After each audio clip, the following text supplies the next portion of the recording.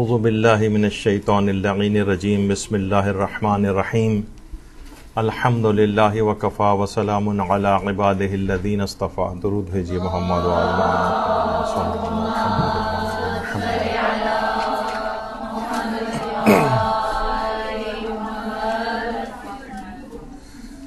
سب سے پہلے تو آپ سب لوگوں کو پیشگی مبارکباد ولادت باسعادت حضرت امام زمانہ علیہ الصلوۃ والسلام.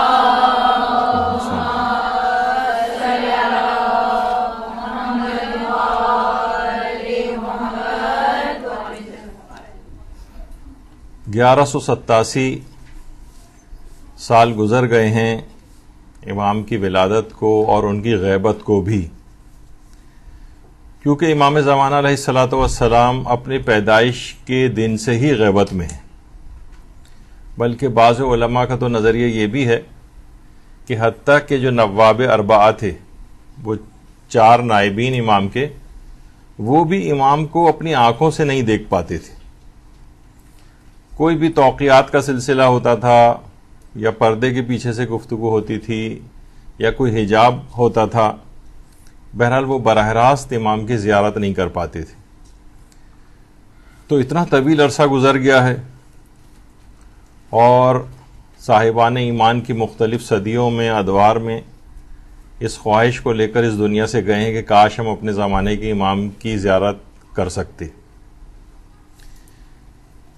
یہ بات دماغ میں رہے کہ ٹھیک ہے کہ امام زمانہ ہم سے، ہماری آنکھوں سے دور ہے، لیکن آیت اللہ بہجت یہ بات فرماتے تھے کہ ہمارے امام زمانہ ہمارے اس قدر نزدیک ہیں کہ ہماری ہر حالت سے وہ باخبر ہیں.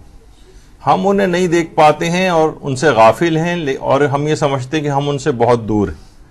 افسوس ہے کہ ہم اس نعمت ولایت کے قدردان نہیں.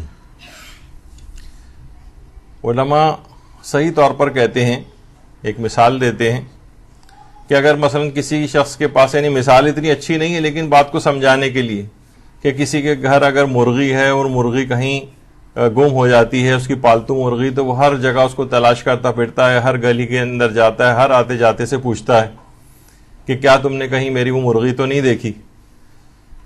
تو کہا کہ ہمارے امام زمانہ علیہ السلام اتنی صدیوں سے پردہ غیبت میں ہیں، کسی کے دل میں کوئی شوق نہیں ہوتا، کوئی تڑپ نہیں ہوتی، وہ ہماری آنکھوں سے گم ہیں، لیکن کوئی ایسی چیز ہمارے اندر پیدا نہیں ہوتی کہ ہم ان کو تلاش کریں، ان کا قرب حاصل کرنے کی کوشش کریں، ان کے قریب ہونے کی کوشش کریں. جبکہ وہ ہماری تمام حالات سے باخبر ہیں، لیکن ہم ان سے اس لحاظ سے قربت نہیں رکھتے، اور ان کی کوئی فکر اس انداز کی نہیں رکھتے کہ جیسی کہ ہمیں رکھنی چاہیے. اور خود حضرت امیر المومنین علیہ الصلوۃ والسلام یہ جملہ ارشاد فرماتے ہیں، صلی اللہ علیہ محمد وعلی محمد.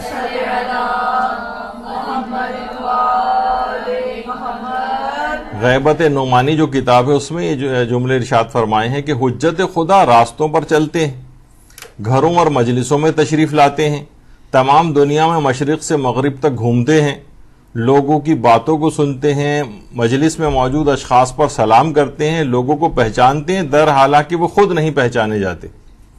یعنی وہ کہیں جس طریقے سے کہ عام طور پر میں ٹی وی پروگرام بھی ایک دیکھ رہا تھا، اس کے اندر کچھ افراد جو ہے بیٹھے ہوئے تھے جو کہہ رہے تھے کہ امام زمانہ کسی غار کے اندر بیٹھے ہوئے ہیں.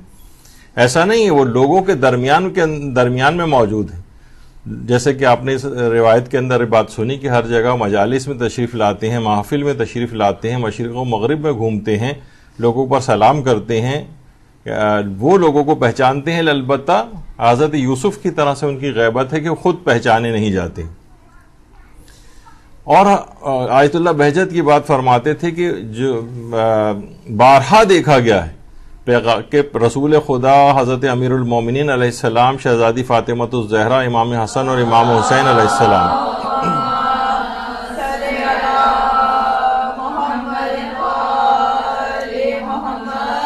یہ مجالس حدیث قصہ میں اور مجالس توسل میں حاضر ہوتے ہیں، یعنی اس میں آتے ہیں. تو یہ بڑی بابرکت محافل ہیں، ان کو گھروں کے اندر رکھنا چاہیے، سجانا چاہیے، اپنے گھر کو زینت دینی چاہیے کہ مجالس حدیث قصہ جب پڑھی جائیں گی، جس جگہ حدیث قصہ پڑھی جائے گی دعائے توسل پڑھی جائے گی یا مجالس توسل برپا کی جائیں گی، تو وہاں پر بارہا دیکھا گیا ہے، یعنی جو عرفاء ہیں جو واقعتاً ان کی موجودگی کو محسوس کر سکتے ہیں کہ یہ بزرگوار ہستیاں وہاں پر تشریف لاتی. تو اچھا، یہ البتہ ضرور ہے کہ یہ اپنے اجساد مثالیہ میں تشریف لاتی، اپنے جسم اصلی کے ساتھ نہیں بلکہ جسم مثالی کے ساتھ. اور اس پہ ہمارے بہت سارے علماء کے فتاوے بھی ہیں، اور جو کہ وقتاً فوقتاً مدرسے کی جو فیس بک سائٹ ہے اس کے اوپر ان کو نشر بھی کیا گیا ہے کہ علماء اور مراجع اس کے قائل ہیں کہ بالکل عین ممکن ہے کہ یہ ہستیاں ان زمین کے اوپر تشریف لاتی ہوں، مجالس اعضاء میں تشریف لاتی ہوں. ظاہر ہے کہ اب ہمیں چاہیے کہ اپنے گھروں کو اور کہ اس قابل بن سکیں کہ وہاں پر یہ ہستیاں آ سکیں، تشریف لا سکیں، اس قابل ہونا چاہیے. یعنی ہر مجلس میں اس طرح سے نہیں آئیں گی کہ وہاں پر ہر قسم کا اس مجلس کے اندر غلط باتیں بیان ہو رہی ہوں یا مثلاً احکامات اسلامی کی کوئی مخالفت ہو رہی ہو. گھر کو اس قسم کا بنانا پڑے گا کہ ہستیاں وہاں پر تشریف لا سکیں. تو امام زمانہ علیہ السلام بھی ان مجالس توسل میں تشریف لاتے ہیں، ان مجالس حدیث قصہ وغیرہ میں تشریف لاتے ہیں. یہی وجہ ہے کہ آیت اللہ علی آقا قاضی فرماتے تھے کہ وہ آنکھ نابینا ہے جو صبح نیند سے بیدار ہونے کے بعد امام زمانہ کو نہیں دیکھتی. اصلاً اس کو نابینا کہنا چاہیے اس آنکھ کو. یعنی یہاں پر البتہ اس کا وہ معنی نہیں ہے کیونکہ امام زمانہ کا نظر آنا، ان کا دیدار ہونا، ان کی زیارت ہونا، یہ تو بالکل عین ممکن ہے. جیسے کہ اس سے پہلے بھی ہم نے شاید عرض کی تھی یہ بات کہ بہت سے لوگ یہ کہتے ہیں کہ جناب امام زمانہ کو اگر کوئی شخص دیکھ لیتا ہے تو گویا ایسا ہی ہے کہ اس نے کوئی جھوٹا دعویٰ کر دیا، اور روایت میں یہ آیا ہے کہ ان کو اس شخص کو جھٹلایا جائے جو یہ کہے کہ میں نے امام زمانہ کو دیکھا ہے. تو فقط رویت ہونا، دیکھا جانا جھٹلانے کا سبب نہیں. اگر ان توقیات کا مطالعہ کریں کہ جس کے اندر یہ بات کہی گئی کہ جو بھی آخری نائب کے بعد امام نے کہا تھا جو بھی اب مجھے دیکھنے کے مشاہدہ کرنے کا دعویٰ کرے گا اس کو وہ جھوٹا ہوگا اور اس کو جھٹلانے کا حکم ہے. تو اس سے مراد اس طرح سے دیکھا جانا ہے. کوئی یہ کہے کہ جس طریقے سے آخری نائب امام کو مثلاً دیکھتے تھے یا ان کو درک کرتے تھے اور ان سے پیغامات لے کر لوگوں تک پہنچاتے تھے، اور ایک نیابت و سفارت کا دعویٰ اس سے مراد ہے. ورنہ اصلاً امام زمانہ کا دیکھا جانا ممکن ہے جب ہی ان کو دیکھے جانے کی زیارات اور کچھ اعمال تک بتائے گئے کہ فلاں قرآنی سورہ اگر پڑھیں تو مثلا سورہ بنی اسرائیل کی تلاوت جو بھی شب جمعہ کرے گا وہ امام زمانہ کو دیکھ سکے گا، یا اس طریقے سے مختلف زیارات ہیں یا دعائیں ہیں اس سلسلے میں. تو وہ اگر دیکھا جانا ممکن ہی نہیں تھا تو پھر وہ دعائیں کیوں تعلیم کی گئی ہیں اور وہ سورہ کیوں بتائے گئے؟ تو دیکھا جانا تو ممکن ہے. لیکن اگر کوئی جیسے کہ آیت اللہ سیستانی فرماتے ہیں کہ اس سے مراد بہت ہی کوئی کہے کہ مستمر طور پر انہیں ہمیشہ میں جب چاہوں، مثلا بہت سارے افراد یہاں پر ہیں کہ کچھ افراد نے دعویٰ کرنا شروع کر دیا تھا کہ مثلا میں روزانہ امام زمانہ کے ساتھ ناشتہ کرتا ہوں. کوئی دعویٰ کرتے تھے آپ جب چاہیں جو چاہے میں جب چاہے اس کی ملاقات امام زمانہ سے کرا دوں. اس طرح کے جو افراد ہیں ان کو جھٹلانے کا حکم ہے. ایک لحاظ سے یہ دعویٰ نیابت و سفارت رکھتے ہیں کہ ہم گویا امام کے سفیر ہیں، امام ہم تک جو پیغامات اپنے دیں گے ہمارے ذریعے لوگوں تک پہنچیں گے. تو جو واقعتاً اس مقام پر فائز ہو وہ امام زمانہ کی زیارت بھی اس کو کبھی کبھار ہو سکتی ہے. لیکن اصل میں یہاں پر دیکھے جانے سے مراد گویا امام زمانہ کا قرب حاصل کرنا مراد ہے. امام کا قرب حاصل کسی بھی شخص کو ہو سکتا ہے، مستقل طور پر بھی ہو سکتا ہے.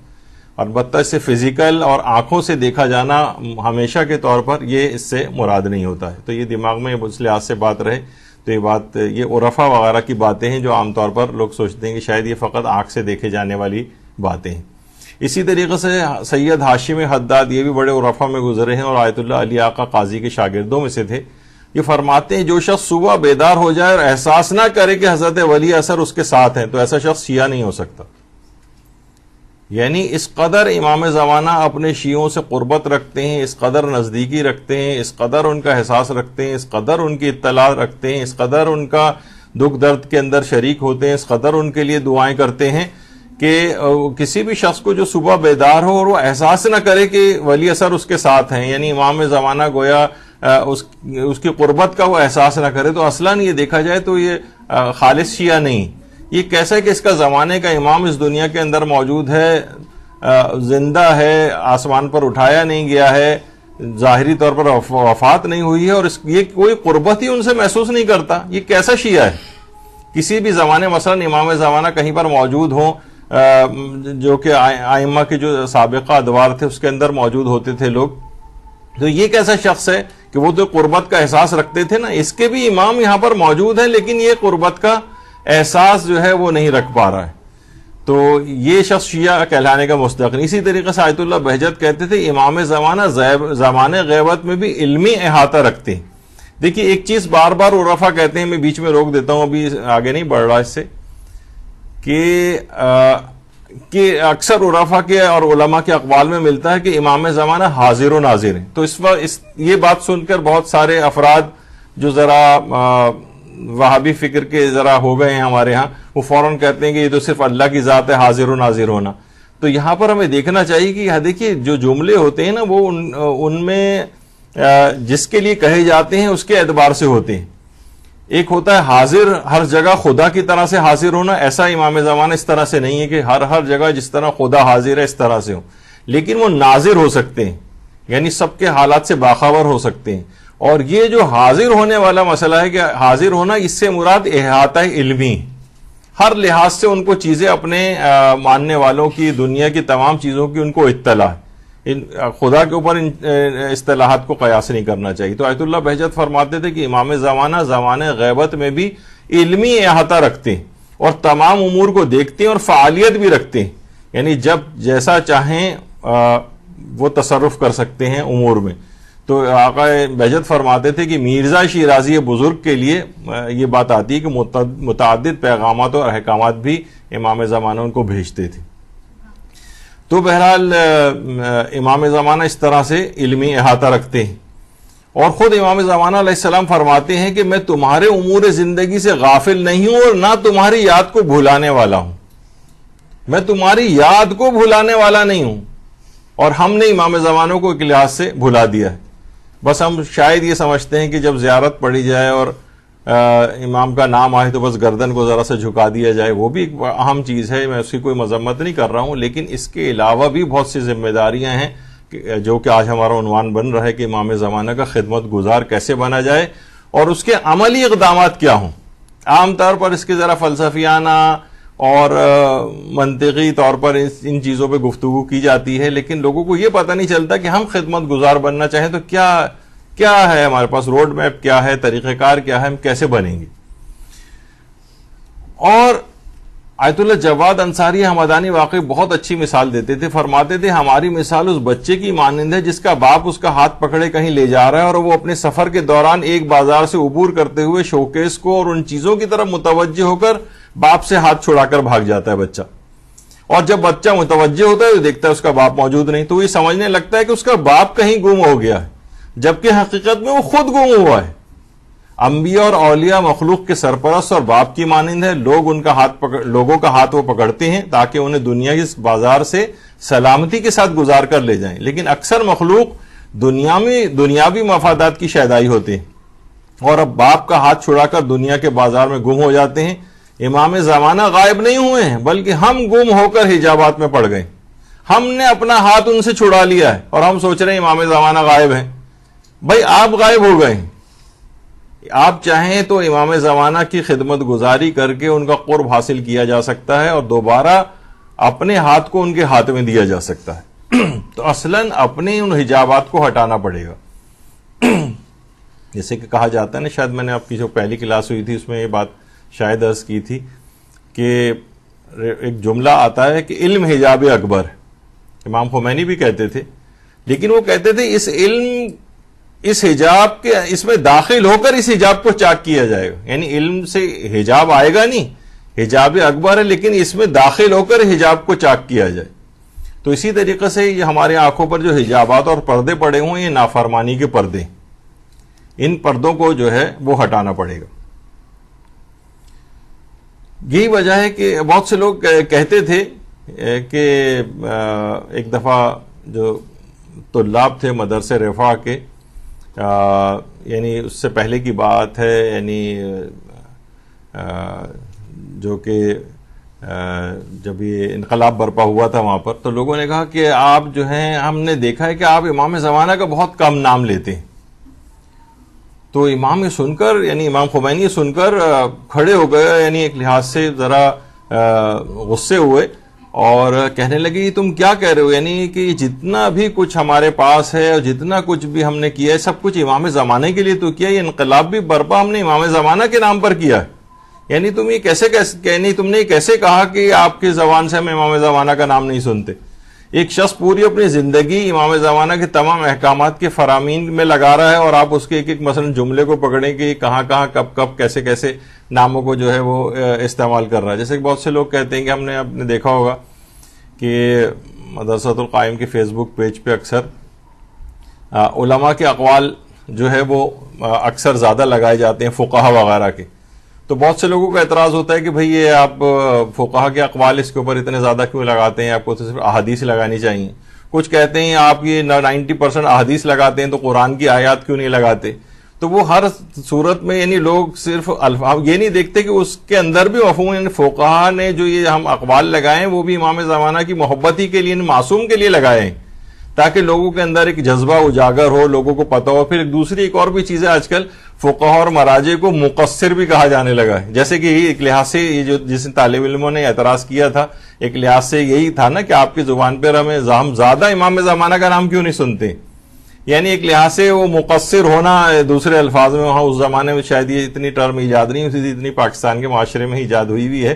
لیکن یہ کہ بہرحال انہوں نے کہا کہ سارا کام ہی ہم نے امام زمانہ کے لیے کیا ہے. تو بہرحال یہ اس طرح کی چیزیں ہیں کہ ایک ایک چیز امام زمانہ کے لحاظ سے کی جائے. اور یہ بات بہت اچھی آقا ہاشم حداد بھی فرماتے تھے کہ جو شخص صبح نیند سے بیدار ہو اور یہ محسوس نہ کرے کہ امام زمانہ اس کے ساتھ ہیں اور اس کے تمام حالات کو جانتے ہیں، یقیناً ایسا شخص شیعہ نہیں ہو سکتا. اور ایک مومن کے لیے امام کے ظہور اور غیبت میں کوئی فرق نہیں ہونا چاہیے. یہی توحید اور یہی عرفان. یعنی آپ کا دین پر عمل اس وقت کریں گے جب امام زمانہ تشریف لائیں گے. یہ اس بات کا انتظار کر رہے ہیں. اور اس زمانے غیبت میں جس قدر اس کی ضرورت ہے اور جتنا ثواب زمانے غیبت میں دین پر عمل کرنے کا ہے، ظہور کے بعد شاید اتنا نہیں. یہ بھی علماء کے اقوال کے اندر یہ جملہ ملتا ہے. یعنی جس قدر زمانہ غیبت میں دین پر عمل کی ضرورت ہے. دیکھیے غیبت اور ظہور میں کوئی فرق نہیں ہونا چاہیے دین پر عمل کے اعتبار سے. یعنی وہی تمام چیزیں، اب جیسے کہ میں نے اس سے پہلے بھی ایک دفعہ ذکر کیا تھا، مثلا امام زمانہ علیہ السلام کا ظہور ہو جائے اور آپ بھی سب انشاءاللہ ان کے سامنے موجود ہوں.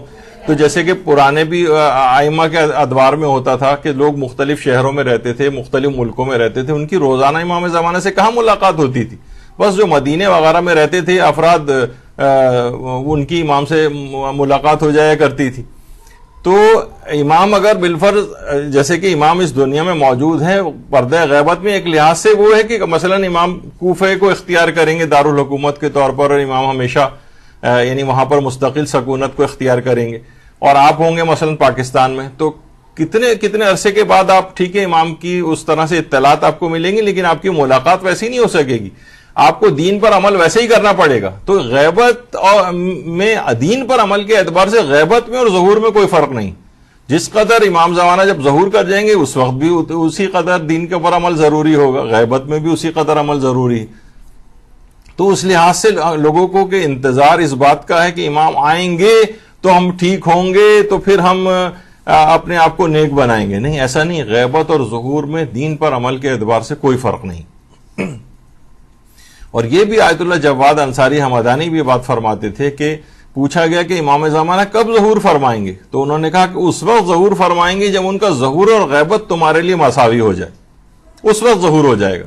ایک لحاظ سے یہی ہے کہ آپ کے لیے تو سمجھے کہ امام ابھی بھی ظہور کیا ہوا ہے، بس آپ کی آنکھوں سے تو اوجھل ہیں. جیسے آپ پاکستان میں اور مثلا کوفہ میں ہیں تو آپ کہاں ان سے اس قدر فریکوینٹلی مل سکیں گے یا ان کے پاس جا سکیں گے. اور اس زمانے کی جو تفصیلات بیان ہوتی ہیں کہ کوفہ شہر اس قدر مہنگا ہو جائے گا کہ ایک گاڑی کو پارک ہونے کی جگہ، یعنی تو میں نے اپنے الفاظ میں کہہ رہا ہوں، ورنہ ہے کہ سواری کو صرف کھڑا کرنے کے لیے یعنی لوگ جو ہے وہ بہت زیادہ قیمت وہاں پہ، اتنا یعنی جگہ جو اتنی قیمتی ہو، ہر شخص جو ہے وہ کوفے جانا چاہے گا.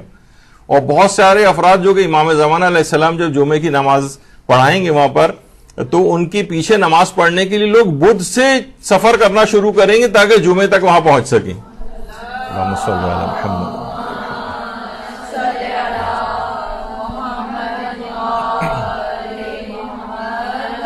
ظہور اور غیبت مساوی ہونا چاہیے عمل کے اعتبار سے. وہ تو آپ کو اس فضیلت کا انتظار کرنا ہے کہ ہم ان کے رخ زیبا کی زیارت کریں, ان کے رخ انور کی زیارت کر سکیں, ان کی یہ تو ان کی اپنی اہمیت اپنی جگہ پر ہے, لیکن دین پر عمل میں کوئی فرق نہیں ہوگا غیبت اور ظہور میں. یہ ایک سب سے پہلی ایک چیز ہے کسی بھی خدمت گزار کے لیے. اور آیت اللہ حمدانی فرماتے تھے جس وقت تمہارے لیے امام زمانے کے غائب اور حاضر ہونے میں کوئی فرق نہ رہے اس وقت تم امام کی خدمت میں پہنچ سکتے ہو. ہمیں چاہیے کہ ہم اپنے آپ کو آمادہ رکھیں تاکہ امام کے حضور و غیب میں ہمارے لیے کوئی فرق نہ رہے, اور وہی وقت امام سے ملاقات کا ہے. غیبت اور ظہور کا جہاں یہ والی یکسانیت آپ کے اندر آ گئی, یعنی عمل کے اعتبار سے, دین پر عمل کے اعتبار سے کوئی فرق باقی نہ رہے, تو بس گویا امام کا قرب آپ کو اسی وقت حاصل ہو گیا. آپ نے زمانہ غیبت میں اپنے فریضے کو ادا کیا دین پر عمل کے اعتبار سے. جو تمام مراجع جتنے بھی آپ کسی سے استفتاء بھی کر کے دیکھ لیں, جو پہلے سے استفتاءات موجود ہیں, جب ان سے پوچھا جاتا ہے کہ زمانہ غیبت میں ہماری ذمہ داری کیا ہے, تو ہر مرجع ایک ہی تقریباً بات کہتا ہے کہ دین پر سختی کے ساتھ کاربند ہو جائیے, واجبات و حرام کا خیال کیجیے, یہ سب سے بڑی ذمہ داری. تو یہ بہت اہم ہے. یعنی جب ہم چاہتے ہیں کہ امام کے خدمت گزار بنے تو سب سے زیادہ اہم بات اس کے اندر یہ ہے کہ ہم دین پر اتنی سختی کے ساتھ کاربند ہو جائیں. یہ کیسا خدمت گزار ہوگا کہ جو دین پر کاربند ہی نہیں, جو دین کے مطابق عمل ہی نہیں کر رہا ہے, جو اپنی معلومات کو وسیع نہیں کرتا, بڑھاتا نہیں ہے, اپنے اعمال کو ٹھیک نہیں کرتا ہے. اور آیت اللہ بہجت یہ بھی فرماتے تھے کہ اگر امام زمانہ کے فرج کے لیے یعنی ان کے ظہور کے لیے دعا کرتے رہو تو یہ اس بات کی علامت ہے کہ ابھی تمہارا ایمان باقی ہے. اللہم صلی علی محمد.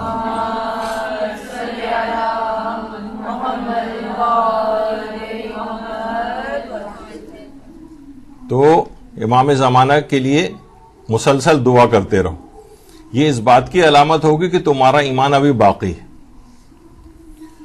اور یہ بات بھائی کہی جاتی ہے کہ امام کے لیے ہم نے آنے کی تو ہم نے بہت دعائیں کی ہیں, لیکن ان کے نہ آنے کے لیے ہم نے سینکڑوں گناہ کیے ہیں. یعنی پوری کوشش کرتے ہیں کہ وہ نہ آنے پائیں. پتہ نہیں ایک واقعہ تھا, وہ ایک حمید نام کا ایک یونیورسٹی کا طالب علم تھا, اور وہ جب یونیورسٹی کا ایک پورا گروپ وہاں پر گیا تھا آیت اللہ بہجت سے ملاقات کے لیے, تو یہ شخص بہت ہی زیادہ شراب وغیرہ بھی پیا کرتا تھا. خود اس کا بیان ہے جو واقعہ ایک ملتا ہے, شراب پیتا تھا. بہرحال وہ یونیورسٹی کا گروپ اس زمانے میں مراجع سے ملاقات کے لیے جاتا تھا, آیت اللہ بہجت سے ملاقات کے لیے بھی آیا. اچھا, یہ آیت اللہ بہجت طالب علموں سے بہت اچھے طریقے سے ملتے تھے. جب یہ یونیورسٹی کے طالب علم وہاں پر آئے تو یہ بار بار کوشش کر رہا تھا کہ میرا آئی کانٹیکٹ آیت اللہ بہجت سے ہو جائے, وہ میری طرف بھی دیکھیں, مجھ سے بھی بات کریں. لیکن آیت اللہ بہجت بالکل جس طرح التفات ہی نہیں کیا, دیکھ ہی نہیں رہے اس کی طرف. اور یہاں تک کہ سارے طالب علم اور سب سے ہنس کے بات کر رہے ہیں, مسکرا کر باتیں کر رہے ہیں, اور اس کو دیکھ ہی نہیں رہے, بالکل اگنور. یہاں تک کہ ملاقات کا وقت ختم ہو گیا, یہ گھر میں واپس آیا اور کہنے لگا یقیناً جو مشہور ہے ان کے متعلق کہ یہ اندرونی کیفیات کو بھی لوگوں کی جان لیتے ہیں, ان کو پتہ چل گیا کہ میں شرابی ہوں. اس قدر رویا یہ گھر آ کے کہ آیت اللہ بہجت اتنا برا ہوں میں کہ میری طرف التفات ہی نہیں کیا. اس نے گھر آ کے اپنی ساری شراب کی بوتلیں توڑ دی اور واقعتاً ایک سچی توبہ کی. 1 مہینے بعد تقریباً, اور ایک بالکل ایک نیکیوں پر کاربند ایک انسان بن گیا. 1 مہینے بعد پتہ چلا کہ یونیورسٹی کا ایک اور گروپ جا رہا ہے. جب اس نے دوبارہ اپلائی کیا, انہوں نے کہا نہیں تم تو پہلے دفعہ جا چکے ہو, جو ایک دفعہ جا چکا ہو وہ دوبارہ نہیں, اب نئے طالب علموں کو موقع ملے گا. بہرحال یہ حمید نامی طالب علم, اس کا نام بالآخر دوسرے گروپ میں بھی شامل ہو گیا. یہ اب آیت اللہ بہجت کے پاس پھر ملاقات کے لیے گیا. طالب علموں کا رش تھا, یہ پیچھے کھڑا ہوا تھا کہ پتہ نہیں اب بھی مجھے دیکھیں گے یا نہیں. تو لوگوں نے, یہ اپنی سوچوں میں گم ہوا تھا, لوگوں نے کہا حمید آیت اللہ بہجت تمہیں بلا رہے ہیں. اور اس نے کہا جب آئی کانٹیکٹ ہوا, دیکھا آیت اللہ بہجت ہاتھ کے اشارے سے اس کو اپنے پاس بلایا, بالکل اس کا کان اپنے لبوں کے قریب کیا اور کہا کہ گزشتہ 1 مہینے سے تم نے اپنے زمانے کے امام کو بہت خوش کر دیا. اللہم صل علی محمد و آل محمد.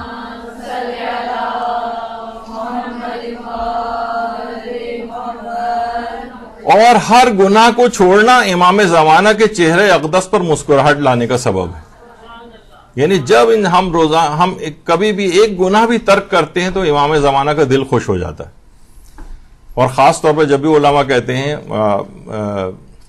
آیت اللہ کشمیری فرماتے تھے کہ جمعے کے دن حضرت حجت غمگین ہوتے ہیں کیونکہ ان کے پاس لوگوں کے نامہ اعمال جمعے کے روز لائے جاتے ہیں وقت اثر، اور جب اپنے شیعوں کے نامہ اعمال کے اندر برائیاں دیکھتے ہیں تو حضرت اقدس سخت ملول خاطر اور غمگین ہو جاتے ہیں.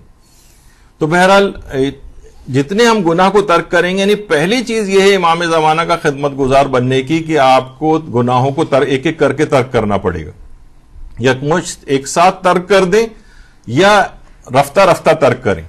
جس قدر گناہوں سے دوری کرتے جائیں گے اس قدر امام زمانہ کے قریب ہوتے جائیں گے اور ان کے صحیح طور پر خدمت گار ہونے کے لیے کہ اب آپ کو کچھ نہ کچھ ذمہ داریاں امام کی طرف سے قبول کرنی ہوں گی. تو زمانے کے امام کا خدمت گزار بننے کے لیے پہلی شرط یہ ہے کہ انسان اپنے آپ کو گناہوں سے اس لحاظ سے بچائے. دیکھیے علماء یہ فرماتے ہیں کہ امام زمانہ سے رابطے کے لیے پاکیزگی اختیار کیا جائے اور دل کو پاک کیا جائے. اگر دل پاک ہو جائے تو ان لہروں کو پالے گا اور تصویر بھی دکھائی جائے گی، لیکن اگر دل صاف نہ ہو اس پہ گرد و غبار پڑا ہو تو تصویر بھی اچھی طرح سے نہیں دیکھ سکے گا. یعنی جتنا ہم اپنے گناہوں سے اپنے دل کو خراب کرتے ہیں، گویا وہ آئینہ دل جو ہے وہ اتنا ہی زیادہ اس پہ گرد پڑ گئی ہے، کیچڑ جمع ہو گئی، تو اس کے اندر تصویر امام کیسے جو ابھر سکے گی. یعنی دل کو بھی اتنا ہی پاک و پاکیزہ بنانا پڑے گا تو پھر امام کے دیدار کو صحیح طور پر وہ دیکھ سکے گا، ورنہ وہ دھندلاہٹ رہے گی یا بعض اوقات وہ میل اور وہ کثافتیں جتنی دل پر آئینہ دل کے اوپر بڑھتی چلی جائیں گی اسی قدر امام کا رخ انور کا جو عکس ہے اس کے اوپر ابھر نہیں سکے گا. دل کو پاک کرنا چاہیے عمل کے ساتھ ساتھ. اور آیت اللہ بہجت فرماتے تھے کہاں گئے وہ لوگ جو امام زمانہ سے ارتباط رکھتے تھے؟ ہم نے اپنے آپ کو خود بیچارہ کر لیا ہے، اپنے رابطے کو ہم نے خود قطع کر لیا، ہمارے پاس اب کچھ باقی نہیں رہا. کیا وہ لوگ تھے؟ یعنی ہم سے زیادہ فقیر تھے. اگر آپ کہہ دیں گے ہم امام زمانہ تک نہیں پہنچ سکتے تو تمہارا جواب یہ ہے کہ تم واجبات کیوں انجام نہیں دیتے ہو، کیوں حرام باتیں اور ان چیزوں کو ترک نہیں کرتے ہو، یعنی جو گناہ والی ہیں. اور امام ہم سے یہی چاہتے ہیں. متقی ترین شخص وہ ہے جو حرام کاموں سے اپنے آپ کو بچائے، واجبات کو ترک کرنا، حرام کاموں کو انجام دینا یہ حضرت بقیت اللہ کے دیدار میں حجاب و نقاب کی طرح سے حائل ہے. اس وجہ سے ہمیں ان کا قرب حاصل نہیں ہوتا. یہ گناہ رکاوٹ بنے ہوئے ہیں.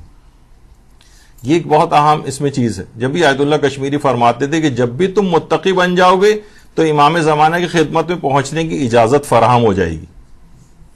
اور علامہ طباطبائی فرماتے تھے اگر تم نیک بنو گے تو امام زمانہ خود ڈھونڈتے ہوئے تمہاری طرف آئیں گے. تو اس سے اندازہ لگائیے کہ پھر آپ کو بہت زیادہ ایفرٹ نہیں کرنا پڑے گی. یعنی آپ گویا ایک قدم آگے بڑھائیں گے تو امام زمانہ اور تیزی کے ساتھ آپ کی طرف آئیں گے اور آپ کو اپنی طرف کھینچ لیں گے. تو متقی و پرہیزگار بننا شرط ہے اس کے اندر امام کا قرب حاصل کرنے کے لیے.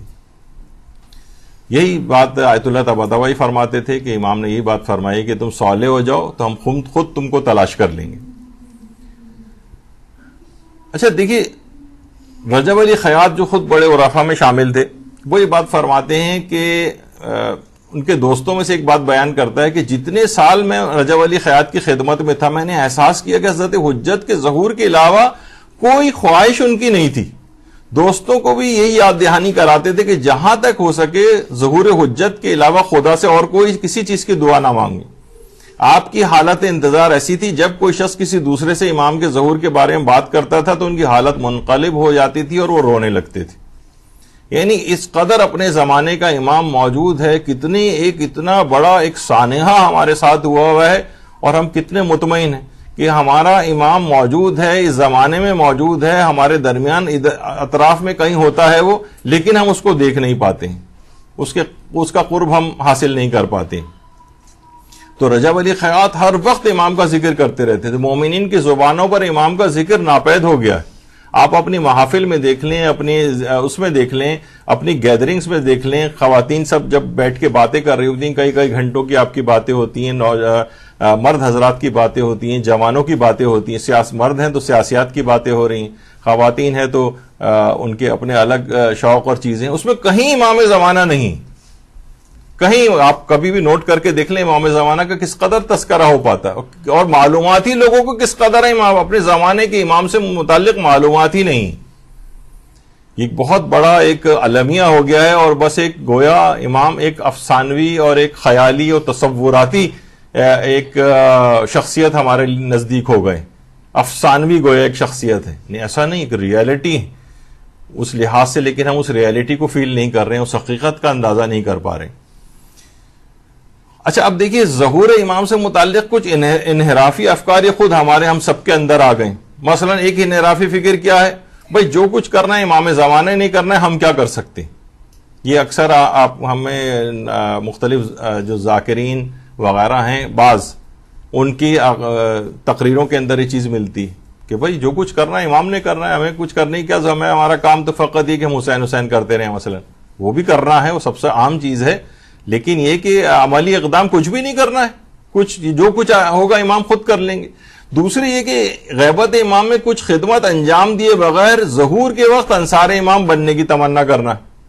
یعنی انصار امام بننا کتنا بڑا تمغہ ہے، اعزاز ہے، وہ بغیر کچھ کیا آپ کو حاصل ہو جائے گا. یعنی زمانے غیبت میں آپ نے کچھ بھی نہیں کیا امام کے لیے، اور جب ظہور کریں گے تو امام اپنے ہراول دستے میں گویا آپ کو شامل کر لیں گے. امپاسبل ہے. یہ کہاں سے یہ والی چیزیں آئی ہیں؟ انحرافی فکر ہے.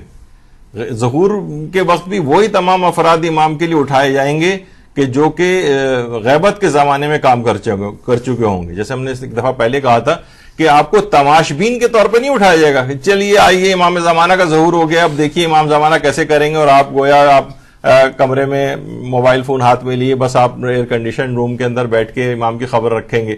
یعنی ہمیں کوئی تماشبین کے طور پہ نہیں اٹھایا جائے گا.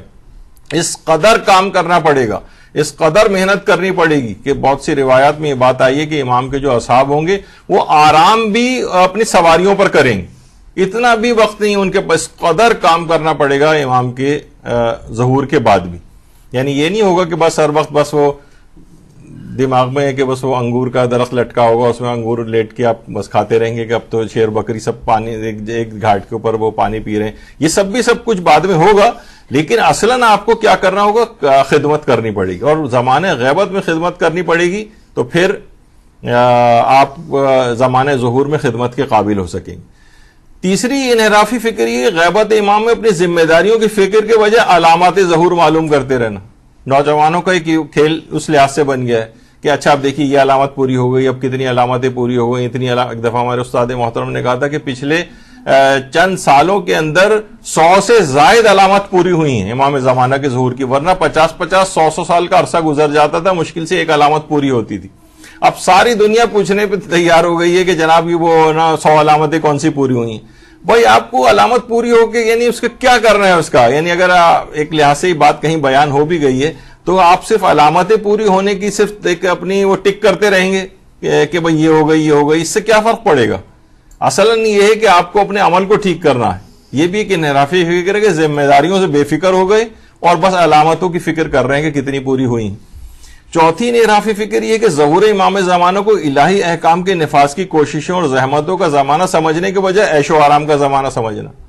ارے بھائی ابھی امام کو جتنے افراد چاہیے، کتنی بڑی ایک حکومت اسلامی قائم کرنے کے لیے امام کو کتنے افراد کی ضرورت ہوگی، مختلف عہدوں پہ چاہیے ہوں گے، ایک پوری عالمی حکومت قائم ہونے جا رہی ہے، اور امام کے جو بھی انصار ہوں گے وہ فاسق و فاجر و بدکار اور بے عمل افراد تو نہیں ہوں گے.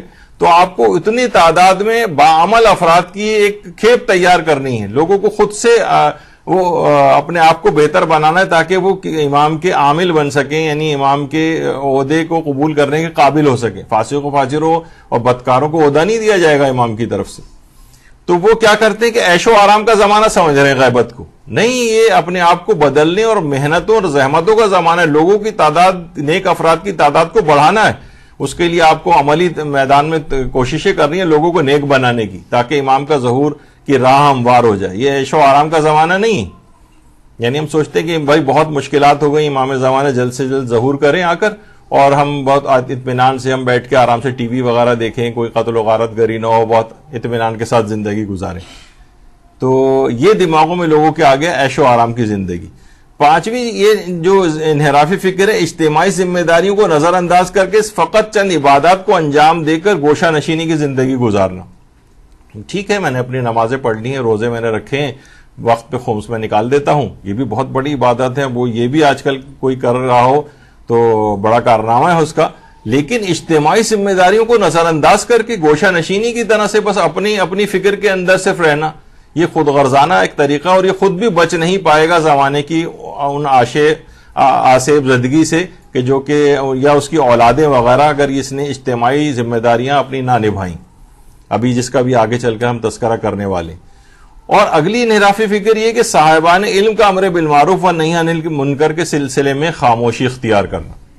خاموشی، اچھا اس میں چلے ہم ابھی علماء کو تو اپنی ذمہ داریاں پتہ ہیں، اس لحاظ سے آپ بھی اب دینی طالب علم ہونے کے اعتبار سے، طالبہ ہونے کے اعتبار سے آپ کی بھی اپنی کچھ ذمہ داریاں ہو گئیں. یعنی مدرسے کی ایک طالبہ ہونے کے لحاظ سے آپ کی فکر عام خواتین جو گھروں میں ہیں ان سے بہت بہتر آپ کی فکر ہونی چاہیے. اس سلسلے میں اگر خاموشی اختیار کی تو یہ خود ایک انحرافی فکر ہے. یعنی ادھر ادھر کی باتیں، ادھر ادھر کی مجلسیں جو آپ پڑھ رہی ہیں اس میں ادھر ادھر کی باتیں کر رہی ہیں، عمل کے اوپر، تبلیغات دین کے اوپر اس پہ فوکس نہیں ہے آپ کا. تو کیا ہے یہ بھی امر بالمعروف و نہی عن المنکر کے سلسلے میں خاموشی اختیار کرنا. یہ انحرافی افکار ہیں. جو خدمت گزار امام زمانہ بننا چاہے گا ان کو اپنے اندر سے ان انحرافی فکروں کو نکالنا پڑے گا، نکالنی پڑیں گی فکریں. تو یہی بات آیت اللہ بہجت فرماتے تھے کہ یہ بات یقینی ہے کہ امام زمانہ کے ظہور کی تعجیل کے لیے دعا کرنے کی بہت زیادہ تاثیر ہے، لیکن شرط یہ ہے کہ وہ فقط زبان کی حد تک نہ ہو. یہ ہم صرف اجل اللہ تعالی فرجہ الشریف، صرف زبانی قسم کی دعا اللہم کن لولیک الحجت، جس میں اکثر لوگوں کو اس کے ان دعاؤں کے ترجمے سے بھی واقفیت نہیں ہے، بس پڑھ رہے ہیں کہ ہاں اس میں کچھ نہ کچھ ایسی بات ہے، اچھی بات ہے، بس اس لحاظ سے پڑھ رہے ہیں. یعنی زبان سے دعا کی بہت تاثیر ہے، لیکن فرماتے ہیں ایک شرط یہ وہ فقط زبان کی حد تک نہ ہو، عمل سے اظہار ہونا چاہیے. رجب علی خیاط بھی یہ بات ارشاد فرماتے تھے کہ ہم امام زمانہ کو اپنی ذات سے زیادہ دوست رکھتے ہیں. حالانکہ ایسا نہیں، اگر ہم امام زمانہ کو اپنے سے زیادہ دوست رکھتے تو امام زمانہ کے لیے کوئی کام کرتے. نہ صرف یہ کہ اپنے لیے کام کرتے ہیں، بس دعا کرو کہ خداوند عالم امام زمانہ کے ظہور کی رکاوٹوں کو دور کرے، ہمارے دلوں کو بھی امام زمانہ کے دل سے ہم آہنگ کر دے. یعنی ہم اپنے دوست رکھتے ہیں اس بات کو، ہم اپنے لیے کام کرتے ہیں. پورے دن اور رات آپ دیکھیں سارے کام ہم اپنے لیے کر رہے ہیں. امام زمانہ کا کام کون سا ہے جو بھی آگے چل کر میں ذکر کرنے والا ہوں، چند ایک اشارے ہوں گے، ورنہ تو اس پہ بہت چیزیں کہی جا سکتی ہیں. دیکھیے جو بھی امام زمانہ سے محبت رکھتا ہے، اگر محبت امام ہے تو محب پر اس کے اثرات نمایاں ہونے چاہیے. محبت کے اثرات ہوتے ہیں نا. دیکھیے محبت کرنے والوں میں صرف مانگنے کا نہیں، کچھ دینے کا جذبہ ہونا چاہیے. امام کو خیر ہم کیا دیں گے؟ امام کو ہم سے عمل صالح مطلوب ہے. ہم اور کون سی چیز امام زمانہ کو دے سکتے ہیں؟ امام کو ہم سے جو چیز چاہیے وہ عمل صالح چاہیے. اور جو ہم جب یہ نہیں کہ صرف ہم امام سے مانگتے ہی رہیں کہ یہ چاہیے یہ چاہیے یہ چاہیے اور امام کو کچھ نہ دیں. امام کو ہم سے عمل صالح چاہیے. محبت کرنے والا اپنے محبوب کی ناراضگی سے ڈرتا ہے کہ اس کے کسی عمل سے محبوب ناراض نہ ہو جائے. ہم دن اور رات ایسے کام کر رہے ہیں جس سے امام زمانہ ناراض ہوتے ہیں. اس کا مطلب یہ ہے کہ ہم امام زمانہ سے اس انداز کی محبت نہیں کرتے جیسے کہ تقاضا ہے. اور محبت کو محبوب مطلوب ہوتا ہے، نہ کہ اس کے وسیلے سے مال دنیا، ملازمت، کاروبار، رشتہ، صحت، اولاد مقصود ہو. اصلاً محبت کرنے والے کو اپنا محبوب عزیز ہوتا ہے. یہاں پر کیا ہے کہ ہمیں محبوب عزیز نہیں بلکہ اس کے وسیلے سے ہمیں کچھ چیزیں چاہیے. ہمیں اولاد چاہیے، رزق چاہیے، بیماری سے نجات چاہیے، اس طرح کی چیزیں چاہیے. تو اصلاً اپنی محبت کو امام زمانہ سے خالص کرنا پڑے گا. خالص. ابھی ہم نے امام زمانہ کو ان چیزوں کو حاصل کرنے کا ایک ذریعہ سمجھا ہوا ہے، یا دیگر معصومین کو بھی. وہ تو ہمیں حکم ہے کہ ان سے یہ چیزیں مانگو، ان کے وسیلے سے مانگو، ان سے مانگو، وہ اس میں کوئی حرج نہیں ہے. لیکن یہ کہ اصلاً یہ جو محبت کرنے والا ہے اس کے کچھ اثرات، اس کے کچھ نمایاں اس کی زندگی پہ نظر آنے چاہیے کہ یہ شخص ائمہ سے محبت کرتا ہے، صرف زبانی طور پر نہیں. مثلا کوئی علماء مثال دیتے ہیں کہ کوئی لڑکا ہو، وہ اپنے باپ کا کوئی حکم نہ مان رہا ہو، اور مثلا باپ سے کہہ رہا ہو بابا جان میں آپ سے بہت محبت کرتا ہوں، تو باپ بھی ڈانٹ کے کہے گا کہ خاک محبت کرتا ہے، بات تو میری ایک بھی نہیں مانتا ہے تو بعض اوقات یہی ہم لوگوں کے ساتھ ہوتا ہے کہ ہم ان کی کوئی بات نہیں مان رہے ہیں، بس زبانی طور پہ کہتے ہیں ہم بہت محبت کرتے ہیں اپنے امام سے. جب بھی حضرت اللہ بہجت بھی فرماتے تھے کہ ظہور کے وقت حلوہ تقسیم نہیں ہوگا، امام زمانہ آئیں گے تو اس وقت بھی قیامت سے کچھ کم برپا نہ ہوگا، تو کام کرنا پڑے گا. اب امام زمانہ کے دیکھیے مددگاروں میں ہم کہہ رہے ہیں نا ہم کیسے شامل ہوں عملی اقدامات، تو اس کے لیے ہمارے چھٹے امام جعفر صادق علیہ الصلوۃ والسلام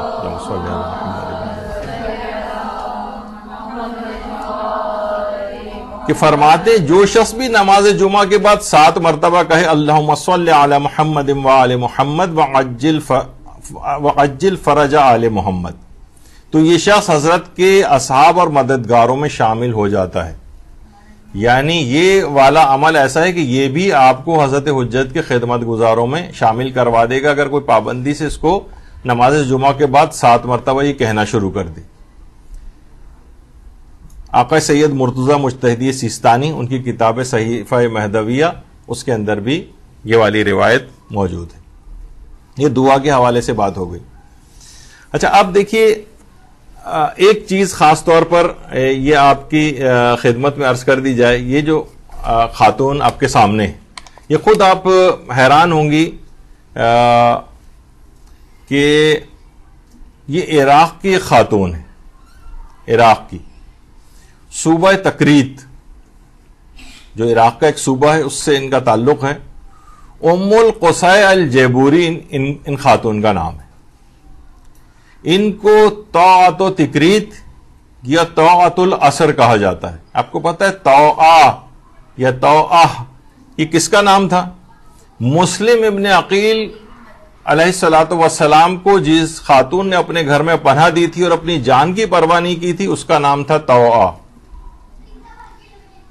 بالکل انہی کی پیروی میں اس خاتون نے صوبہ تکریت پر جب داعش نے حملہ کیا تھا تو وہاں پر ایک کیڈٹ کالج تھا، ایک تربیتی کیمپ تھا جس کے اندر 5 سے 10 ہزار ان آرمڈ کیڈٹس تھے، یعنی ان کے پاس کوئی اسلحہ وغیرہ نہیں تھا، وہ ابھی تربیت ابتدائی طور پر حاصل کر رہے تھے. انہوں نے پورا اس کا محاصرہ کر لیا اور اچھی طریقے سے اس کو وہ کر لیا ان لوگوں نے، داعش والوں نے. تو ان خاتون ابھی میں پہلے اس کا بتا دوں کہ جب انہوں نے چاروں طرف سے ان کا محاصرہ کر لیا تو ان 5 سے 10 ہزار جو کیڈٹس وہاں پر موجود تھے ان میں سے 1700 شیعہ اور جو غیر مسلم تھے ان کو الگ کیا، اور ان کو الگ کرنے کے بعد ایک خاص جگہ لے جا کر ان 1700 افراد کو اس مقام پر لا کر ذبح کر دیا گیا. ذبح یہ وہ جگہ ہے کہ جہاں پر ذبح کرتے تھے اس کے بعد لاش نیچے پانی میں پھینک دیتے تھے. 1700 شیعہ اور اس میں کچھ وہاں پہ غیر مسلم کیڈٹس بھی تھے، ظاہر ہے وہ ایک ملک کے اندر ہر اس کے مذہب کے ہوتے ہیں، یہ سب وہاں پر ذبح کر کے ڈال دیے گئے. اچھا جس وقت یہ ام القصی کو علم ہوا اس بات کا کہ اس قتل عام کے دوران کچھ کیڈٹس ایسے ہیں کہ جو وہاں سے فرار ہو گئے تھے، تو اس خاتون نے پہلے اپنے بیٹے اور بیٹی کو داعش کے علاقے میں بھیجا اور وہاں سے ان 7 کیڈٹس کی رہنمائی کی اور اپنے گھر تک ان کو لے کر آئیں، اور جو وہاں سے فرار ہو گئے تھے ان کو اپنے گھر میں پناہ دی اور تقریباً 17 دن تک وہ کیڈٹس ان کے گھر میں رہے اور وہاں ان کو رہائش انہوں نے خاتون نے مہیا کی، غذا وغیرہ مہیا کی. اس کے بعد ان میں سے جو 7 کیڈٹس تھے ان کے جعلی شناختی کارڈ ایک لحاظ سے بنائے انہوں نے، اور داعش کے علاقے سے نکالنے کے لیے اصل میں وہ ضروری تھے، اور پھر وہ ان کو جعلی شناختی کارڈ اس طور پہ بنائے کہ ان کو اپنا بیٹا شو کیا، اور تاکہ پوری فیملی لک دینے کے لیے خود بھی ان کے ساتھ گئیں اور اپنی بیٹی کو بھی ساتھ لیا. کتنا بڑا ایک خطرہ مول لیا اس خاتون نے. اور ایک فیملی کے طور پر داعش کے علاقوں سے 10 چیک پوسٹوں سے گزار کر، یعنی ہر چیک پوسٹ پر یہ بہادر خاتون خود جا کر بات کرتی تھی ان لوگوں سے، دہشت گردوں سے، بالکل خوفزدہ نہیں ہوتی تھی. یہاں تک کہ جب وہ کیڈٹ سے جب وہ سوال و جواب کرتے تھے چیز پتہ کرنے کے لیے کہ یہ لوگ صحیح اصلی ہیں بھی یا نہیں، تو ایک کیڈٹ ایک دفعہ کچھ گڑبڑا سا گیا تھا اور اس نے غلط جواب دینے لگا تھا وہ، تو اس خاتون نے فوراً بھاپ لیا خطرے کو اور اپنے سر کو ایک حادثے کا رنگ دیتے ہوئے سر کو دیوار سے ٹکرا کے خون نکالا کہ سر سے خون بہنے لگا، اور طبی امداد دینے کے بہانے سے صورتحال کو اس نے اپنے کنٹرول کیا. افراتفری مچ گئی، یہاں تک کہ وہ لوگ اس بات کو بھول گئے کہ وہ کیڈٹ غلط جواب دے رہا تھا. اس طرح سے اس خاتون نے 64 کیڈٹس کو، جوانوں کو داعش کے علاقے سے بحفاظت باہر نکالا. عراقی عوام نے اس عظیم عورت کو ام العراقین کا لقب دیا. ام العراقین یا طاعت و تکریت، تکریت کی طاعہ، عراق کی طاعہ، جو کہ جس اللہم صلی علی محمد و علی محمد.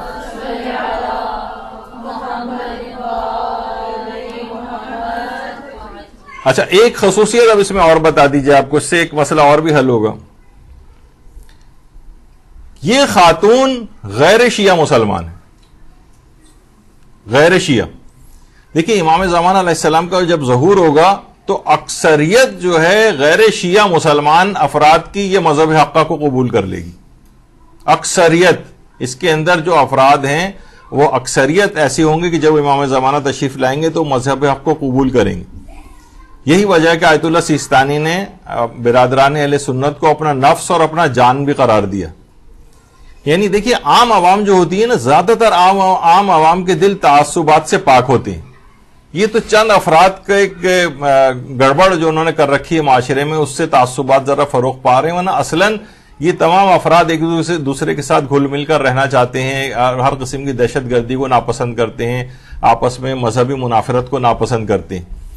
تو یہ خاتون بھی انشاءاللہ ایسا لگتا ہے کہ یہ جس وقت امام زمانہ علیہ السلام تشریف لے کر آئیں گے تو اتنا اس نے مدد کیا کہ شیعہ کیڈٹس کو اس طرح سے اس نے تحفظ فراہم کی اور اپنی جان تک کی پرواہ نہیں کی، اپنی فیملی کی جان کی پرواہ نہیں کی، اور 64 کیڈٹس کو اس طرح سے چیک پوسٹوں سے گزار کر اس نے باہر نکالا. وہ تمام افراد کے جن کی بربریت اور ظلم کی کوئی انتہا نہیں تھی.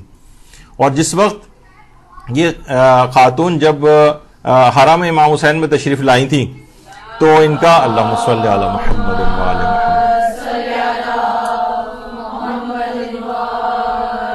محمد، تو ان کا بہت فقید المثال استقبال ہوا تھا. اور وہاں کے جو مدیر اعلیٰ ہیں شیخ عبد المہدی حرم امام حسین علیہ السلام کے، انہوں نے باقاعدہ ان کا شایان شان استقبال کیا تھا اور ان کو ایک اس لحاظ سے ایک ہدیہ اور تحفہ بھی وہاں پر جو ہے پیش کیا گیا تھا.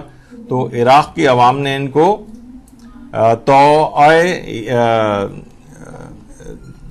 یعنی کیونکہ ویسے ان کا اصل نام تھا ام القصاء الجبوری، لیکن طاعت و تکریت یا طاعت الاثر کا جو ہے ان کو خطاب دیا گیا، یا ام العراقین، عراقیوں کی ماں. تو بس دیکھیے اس طرح سے جس قدر بھی لوگوں کے پاس جس قدر امکانات اس کے میسر ہوں، لوگوں کو چاہیے کہ وہ اپنے امکانات کے تحت جس طرح سے بھی، یہ ہمارے لیے ایک پیغام ہے کہ ہم جس قدر جب جو امکانات ہوں اس کے مطابق ہم اپنے امام زمانہ کی خدمت کریں. اور پھر آپ دیکھیں کہ اس لحاظ سے دین پر عامل ہونے کے لحاظ سے یہ جو جتنے بھی اس وقت مشہور جو شہداء ہیں، شہید عماد مغنی اتفاق سے ان کی بیٹی کا نام بھی زینب ہے، شہید محرابی جو وہاں پہ گزرے ان کی بیٹی کا نام زینب، شہید ابو مہدی المہندس جو کہ شیخ سید اپنا قاسم سلیمانی کے ساتھ جو شہید ہوئے تھے ان کی بیٹی کا نام بھی زینب، اور قاسم سلیمانی کی بیٹی کا نام بھی زینب. یعنی چاروں زینب. اس طرح سے ہمارے ہاں کہا جاتا ہے نا کہ یہ جو ہماری کتب اربعہ ہیں ان کو لکھنے والے یہ جو چار ہماری مذہبی بیسک مذہبی کتب ہیں، اصول و کافی، تہذیب الاحکام، استفسار اور ملا یازر الفقی، اس کے جو لکھنے والے تین ہمارے علماء ہیں، تینوں الگ الگ زمانے میں تھے، لیکن اتفاق ایسے کہ تینوں کے نام محمد تھے اور تینوں کی کنیت ابو جعفر تھی. شیخ ابو جعفر محمد ابن یعقوب کلینی، شیخ ابو جعفر محمد ابن حسن توسی، شیخ ابو جعفر علی ابن بابیہ قمی، یعنی یہ اور تینوں کے نام محمد، جبھی نے محمد دون الثلاثہ کہا ہے. تو ایک لحاظ سے یہ بھی ایک اتفاق ہے کہ ان تینوں مشہور جو شہداء گزرے ہیں ملت کے، ان کی بیٹیوں کے نام بھی زینب. اب امید ہے کہ انشاءاللہ یہ کار زینبی انجام دیں گی. اچھا، اب امام زمانہ کی خدمت گزاری کے اعتبار سے دیکھیے اس قدر اہمیت ہے ان چیزوں کی کہ انجمن مددکاری امام زمانہ کے نام سے ایک انجمن ایران کے اندر بھی، یعنی لوگوں کو چاہیے کہ اس سلسلے میں کام کریں، ایسی ادارے چیزیں بنائیں جو امام زمانہ کی مددگاری کر سکیں. کیونکہ غیبت امام میں ہمارے پانچویں امام امام محمد باقر علیہ الصلوۃ والسلام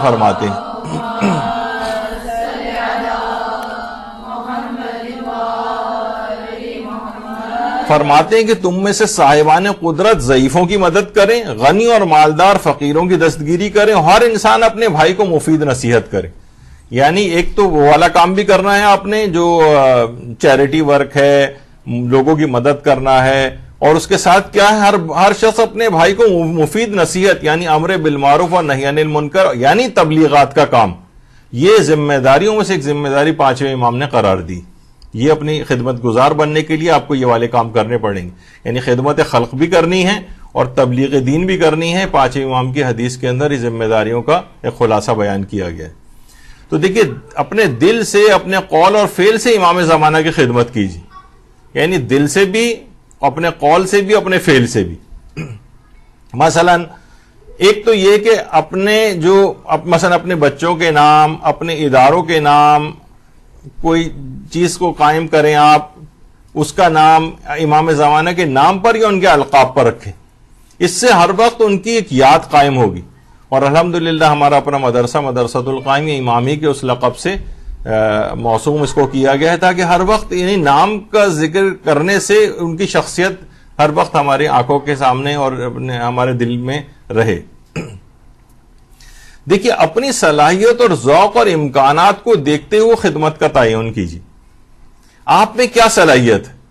یعنی ہم یہ بیان کر رہے ہیں کہ امام زمانہ کا خدمت گزار آپ کیسے بنیں گی، تو آپ کے اندر صلاحیت کیا ہے یہ دیکھا جائے گا. آپ کا ذوق کیا ہے، آپ کی پاس پاسبلٹیز کتنی ہیں. مثلا ایک شخص اس کے پاس پاسبلٹیز بہت زیادہ ہیں، مثلا پیسے بھی بہت ہیں اس کے پاس کانٹیکٹس بھی بہت ہیں، اس کے تعلقات بھی لوگوں سے زیادہ ہیں، اس کو زیادہ کام کرنا ہے. یعنی وہ یہ نہیں کر سکتا کہ مثلا بہت زیادہ مال و دولت ہے اس کے پاس اور وہ مثلا کوئی غریب آ گیا تو روزانہ 50 روپے بس صدقہ نکال کے دے رہا ہے. نہیں، تمہارا مقام بڑا ہے، امکانات تمہارے پاس زیادہ ہیں، تمہیں زیادہ بڑا کام کرنا چاہیے. یعنی اپنی جتنی آپ کی صلاحیت ہے، ہر شخص اپنی صلاحیت کو دیکھے کہ میں کیا کر سکتا ہوں. اگر کوئی بھی صلاحیت نہیں ہے تو اول تو بہت مشکل ہے کہ کسی کے پاس کوئی صلاحیت نہ ہو، لیکن پھر اس کے لیے بہت شرم کا مقام ہے کہ کوئی ایک صلاحیت بھی نہیں ہے امام زمانہ کی خدمت کے لیے. کیا تماشبین بننا ہے ان کے ظہور کے بعد؟ کچھ تو ہو کہ بھائی مجھے یہ کام آتا ہے، امام زمانہ کے ظہور کے بعد یہ خدمت مجھے دی جائے گی، میں یہ والا کام کر سکتی ہوں. کوئی تو آپ یعنی مردوں کے حوالے سے الگ بات ہوگی، عورتوں کے حوالے سے الگ بات ہوگی، پھر جس میں جو صلاحیت ہوگی اس کے اعتبار سے ہوگا، جس کا جو ذوق ہوگا. بہت سے لوگ ہیں تبلیغاتی ذوق نہیں ہے لیکن ان کا مثلا خدمت خلق والا ذوق ہے، ان کو وہ والا کام کرنے دیجئے. امکانات جس کے پاس پاسبلٹیز زیادہ اور کم ہیں اس کے مطابق فیصلہ ہوگا. آپ کے پاس کم پاسبلٹی، ابھی اس کی مثالیں دوں گا، کم پاسبلٹیز والے کم لیول کا کام کر لیں، لیکن کچھ تو کریں. بہت چھوٹے کام بھی کر سکتے ہیں، ابھی آگے چل کر مثالیں آئیں گی. دیکھیے امام زمانہ کا محبوب شخص کون ہوتا ہے؟ آقا محمود امجد ایک عالم ہیں جو فرماتے ہیں جو امام زمانہ کا محبوب ہوتا ہے وہ حق پرست ہوتا ہے، خواہش پرست نہیں ہوتا، ہر وقت لوگوں کی مشکلات دور کرنے کی فکر میں رہتا ہے. یعنی امام زمانہ کا جو بھی خدمت گزار ہوگا وہ ہر وقت لوگوں کی خدمت گزاری پر آمادہ رہے گا، ان کی مشکلات کو حل کرنے پر آمادہ رہے گا. اور یہ بھی امام فرماتے ہیں، خود امام زمانہ علیہ الصلوۃ والسلام فرماتے ہیں، اللہم صلی اللہ علیہ وسلم،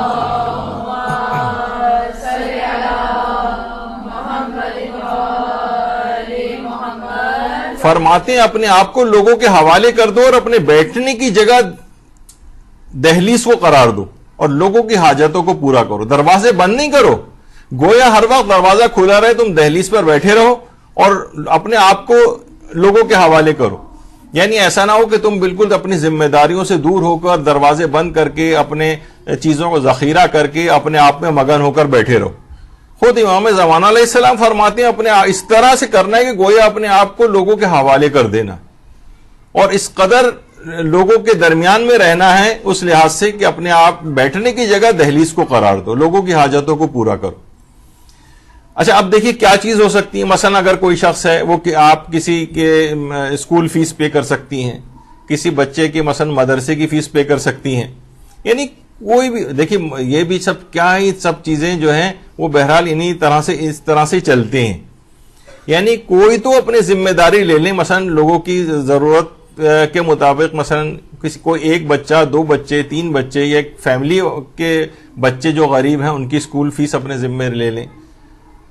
مدرسے فیس کے معنی یہ نہیں کہ یہ مدرسۃ القائم لوگ مانگ رہا ہے آپ سے, یعنی جو اپنے علاقے میں جہاں جہاں اس طرح سے ہوں, کیونکہ مدارس بھی بہرحال انہی چیزوں سے چلتے ہیں. ڈونیشن عام طور پر اس انداز سے لوگوں سے نہیں ملتے ہیں, صدقات وغیرہ تو لوگ دے دیتے ہیں عام طور پر معاشرے کے اندر, لیکن تبلیغات میں اس طرف رجحان نہیں. تو اس طرح سے لوگوں کی کہ بھئی ایک بچہ, 2 بچے, 3 بچے, ان کی تعلیم کا خرچہ میں اٹھاؤں گا, اور کون سی اتنی زیادہ کوئی فیس ہوتی ہے, مثلا 500, 800, 1000, اس سے زیادہ تو کہیں پہ بھی نہیں ہوتی. تو یہی ایک خدمت کم سے کم اپنے ذمے لے لیں. یعنی خدمت گزار بننے کا ایک طریقہ یہ بھی ہے کہ آپ یہ والا کام کر لیں.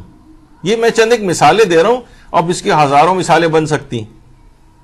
یا مثلا کسی ایک شخص, غریب شخص کا خرچہ یا ایک خاندان کا ماہانہ خرچہ کوئی اٹھا لے. مثلا کوئی شخص, آپ کوئی اب گروپ بنا لیں, 3, 4, 5 لڑکیوں خواتین کا گروپ بن جائے, آپ کہیں کہ ہم یہ والا چیریٹی کا کام کریں گے, اور بہت سی خواتین ایسا کرتی بھی ہیں, انہوں نے گروپ بنایا ہوا ہے جو میرے علم میں ہے, تو وہ اس طرح سے وہ دیکھتی ہیں کہ کہاں کس طرح سے پھر وہ ان کو خاموشی سے ان کی امداد کر دیتی ہیں. یعنی بہرحال یہ ایک انہوں نے اپنے ذمے کا کام پکڑا ہوا, یہ امام زمانہ کے خدمت گزار ہیں, انہوں نے ایک طریقہ کار کا انتخاب کر لیا ہے. اور ضروری نہیں کہ بس آپ کہیں کہ بس میں نے ایک شخص کا خرچہ اٹھا لیا ہے, بس یہ ایک کام ہو گیا, بس یہ کافی ہے. نہیں, امام زمانہ کی کئی خدمتیں بھی آپ اپنے ذمے لے سکتے ہیں, جیسے ابھی آگے چل کر آ رہی ہیں. آپ چاہیں تو اس کے ساتھ اس کو بھی ایڈ کر لیجئے. مثلا کسی خاندان ہے, اس کو راشن آپ دلوا دیں, ان کتابوں کا خرچہ اٹھا لیں, دواؤں کا, کسی غریب بیماروں کا دواؤں کا خرچہ آپ اٹھا لیں. یہ مختلف دیکھیے امکانات اور پاسبلٹیز میں ذکر کر رہا ہوں, ورنہ عام طور پہ لوگ سوچتے ہیں ہم کیا خدمت کریں. تو چند ایک چیزیں جو آپ کے علم میں پہلے سے, میں صرف ایک احساس دلا رہا ہوں کہ آپ کو اس طرح سے امام زمانہ کا خدمت گزار بن سکتے ہیں. اس میں آپ کا ذوق کیا کہتا ہے, آپ میں کیا صلاحیت اور امکانات ہیں, بس اس میں دیکھ لیجئے گا کہ آپ کیا کر سکتی ہیں. اسی طرح سے اب دیکھیں نا کہ جو لوگ ہیں, بہت سارے اس قسم کے افراد ہیں جو راشن بانٹنے کا کام کرتے ہیں. کتنے غریب افراد ہیں, ان کے آرام سے ان کے مہینے بھر کا راشن ہو جاتا ہے اور اطمینان کے ساتھ ان کی گزر بسر ہو جاتی ہے. تو اس طرح سے کتنے افراد ہیں.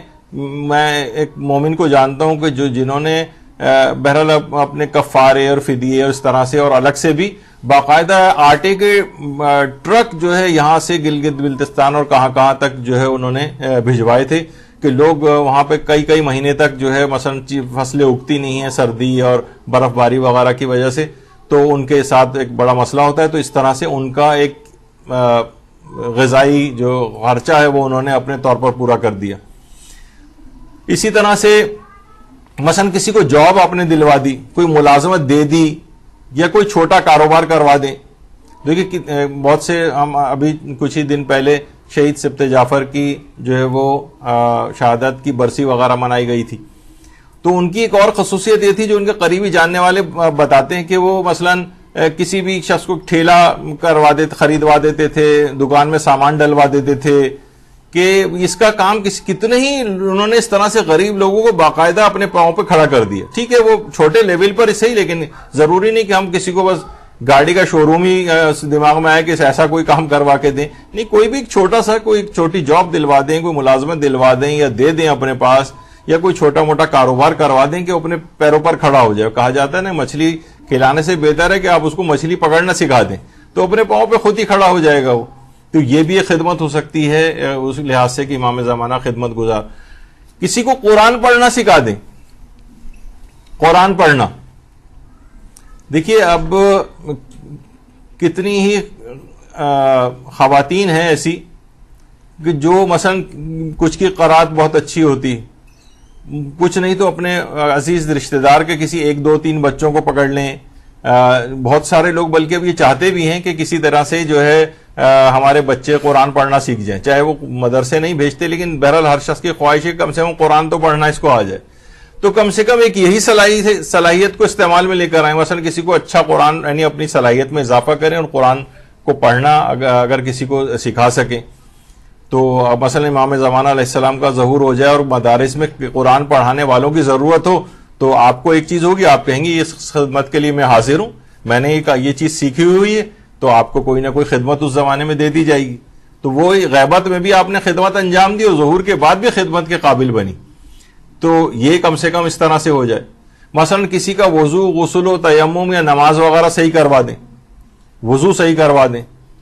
کیونکہ جب بھی کہیں، ابھی دیکھیے پتہ نہیں آپ میں سے کتنی خواتین آئیں کتنی خواتین نہیں آئیں، لیکن جو آئیں انہوں نے اپنے وضو کو، یہاں پر ابھی جو وضو کا ایک ورک شاپ ہوا تھا جس میں وضو کی چیکنگ وغیرہ کی گئی تھی، تو بہت سی خواتین کی کافی غلطیاں نکلی اس میں.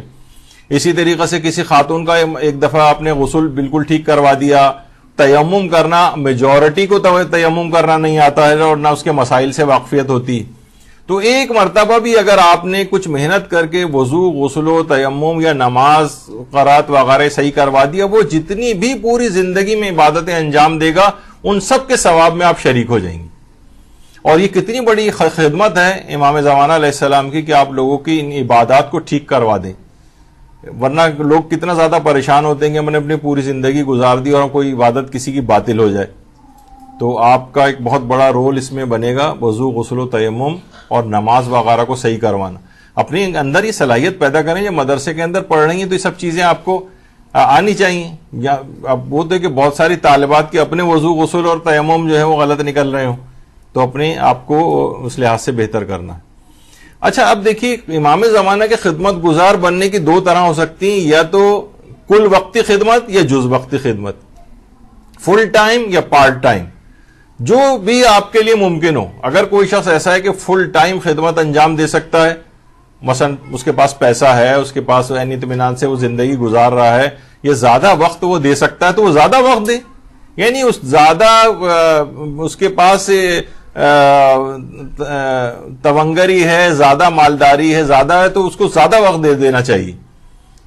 وہ ٹھیک ہے، وہ ہو سکتا ہے کہ وہ کسی اور چیز کو اپنے قائم مقام بنا رہا ہو، اپنے مال کو، تو یہ بھی دونوں چیزیں. لیکن یہ کہ بہرحال یہ خود آپ کو دیکھنا ہے، اپنے امکانات کو دیکھتے ہیں کہ آپ پارٹ ٹائم خدمت گزار بننا چاہتی ہیں امام کی یا فل ٹائم بننا چاہتی ہیں، جس کے جو بھی امکانات ہو. لیکن کوئی شخص کے پاس زیادہ ٹائم اور بہت کم ٹائم دے رہا ہو، آپ نے کہا میں تو صرف 10 منٹ والا بس دے سکتی ہوں، یعنی 24 گھنٹے میں صرف 10 منٹ امام زمانہ کے لیے. چلیں ابتدا ایسا کریں، پھر جب آگے بڑھے گا معاملہ تو انشاءاللہ اور بہتری آئے گی. اچھا، تبلیغاتی پوسٹ اور ویڈیوز ہی کو کم سے کم فارورڈ کر دیا کریں. اب تو ہر شخص کے ہاتھ میں موبائل فون بھی ہے، لیکن اس قدر سستی اور کاہلی وہ ہے نا کہ صاحب کو نے بتایا تھا کہ جناب آپ ایسا کیجئے کہ وزن آپ کا بڑھ رہا ہے تو آپ ایسا کریں کہ کوئی گیم وغیرہ کھیلیں. تو انہوں نے کہا ڈاکٹر صاحب میں گیم کھیلتا تو ہوں. کہا کون سا؟ کہا چیل اڑی کوا اڑا کھیلتے ہیں، مثلا ایک انگلی سے جو اٹھا کے کھیلتے ہیں. تو بھائی آپ کو یعنی لیزینس کو تھوڑا کم کریں، کچھ یعنی ایسا جس میں بھاگ دوڑ کچھ ہو. تو بہرحال تبلیغ اتنا معمولی سے کہ جسٹ فنگر کلک اوے ہے وہ چیز آپ کے، یعنی بس آپ کلک کریں گی اور وہ ہو جائے گی، پوسٹ فارورڈ ہو جائے گی اور تبلیغ میں آپ کا حصہ ہو جائے گا. وہ بھی نہیں کرتے. یعنی کم سے کم اتنا تو کم سے کم کر لیں. تو لوگوں سے کہتے ہیں نا کہ بھائی آپ صرف بٹن ہی تو دبانا ہے، تو کہہ رہے ہیں اصل مسئلہ یہ کہ بٹن کون دبائے گا. یعنی اب تو اس قدر کاہلی اس میں آ گئی. مثلا کسی کے کرائے کے گھر کا کرایہ ادا کر دیں.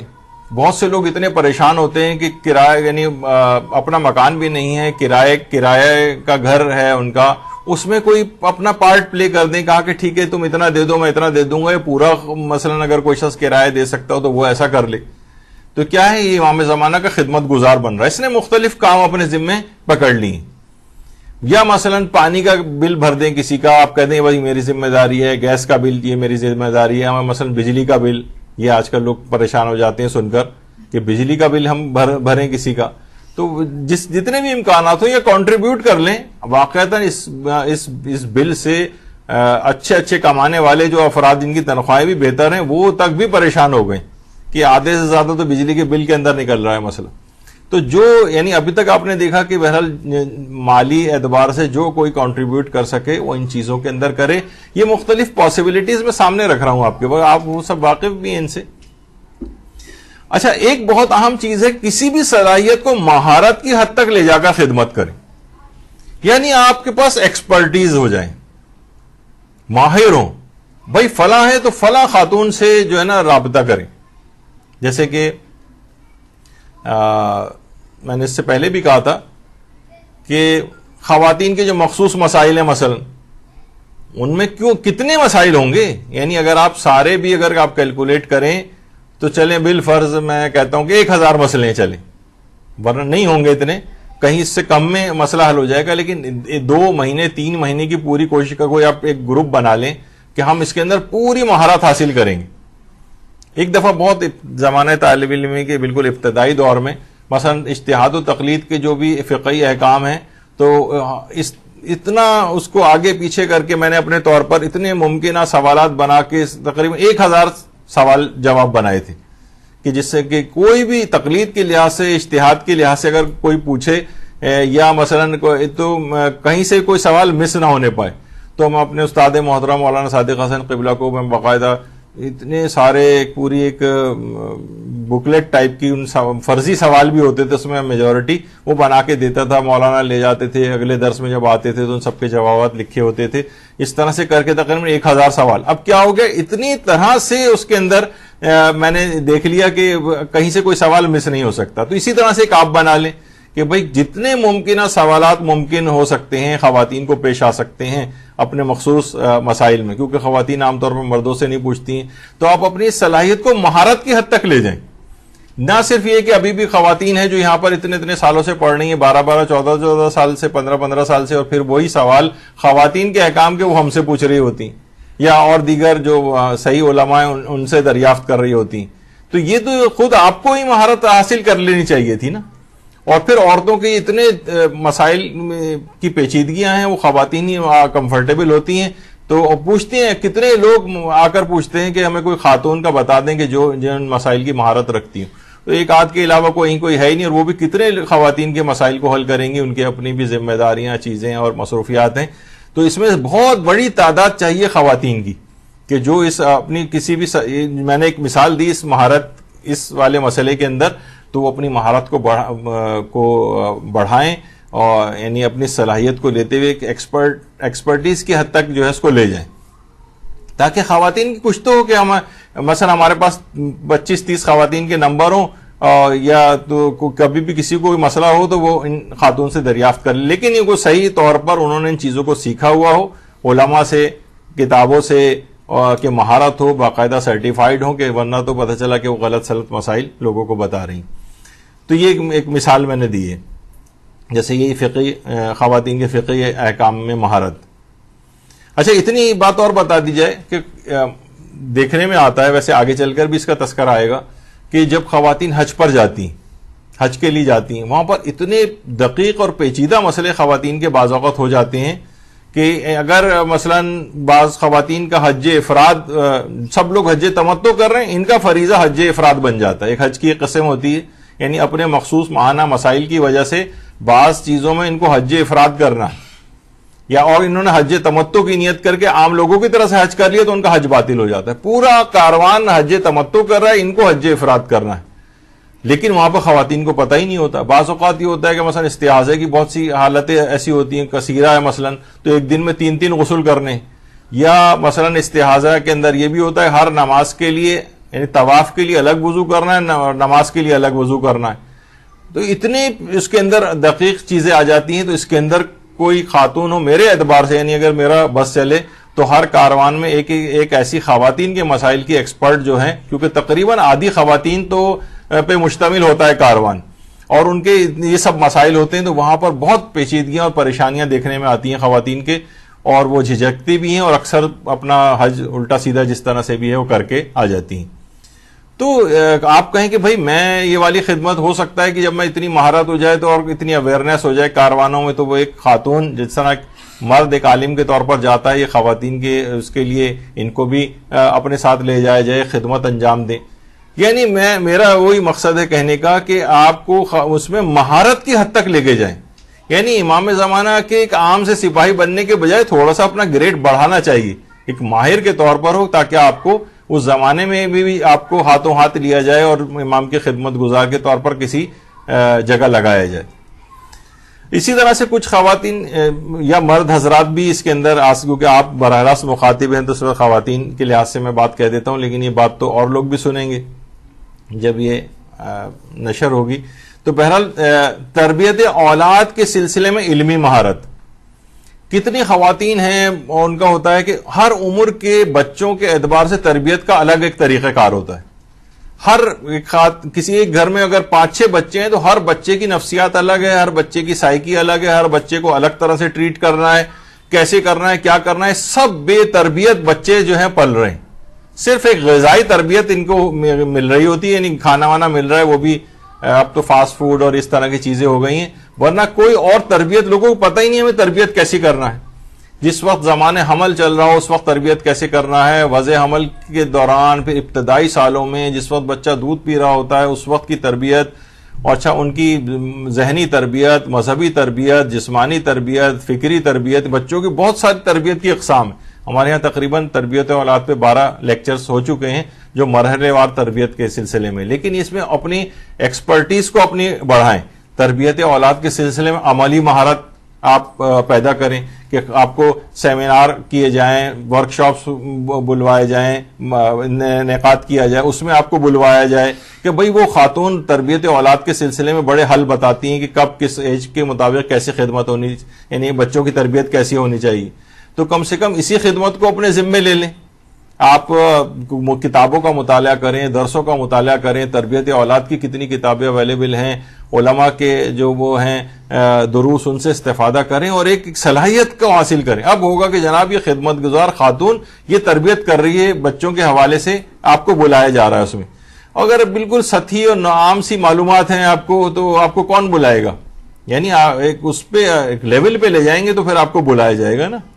تو اس کے لیے کوئی بہت زیادہ محنت نہیں، کوئی ایک اس کا انتخاب کیجئے اور مشکل سے 6 مہینے بھی نہیں لگیں گے کہ آپ کو بڑا ایک، اور جیسے جیسے آپ اس میں آگے بڑھیں گی تو آپ کو اور چیزیں اپنا علم مطالعہ اور وہ سب بڑھاتی جائیں معلومات کو، تو اور زیادہ کارآمد بنیں گی. یہ بھی ایک مثال اس کی ہو سکتی ہے.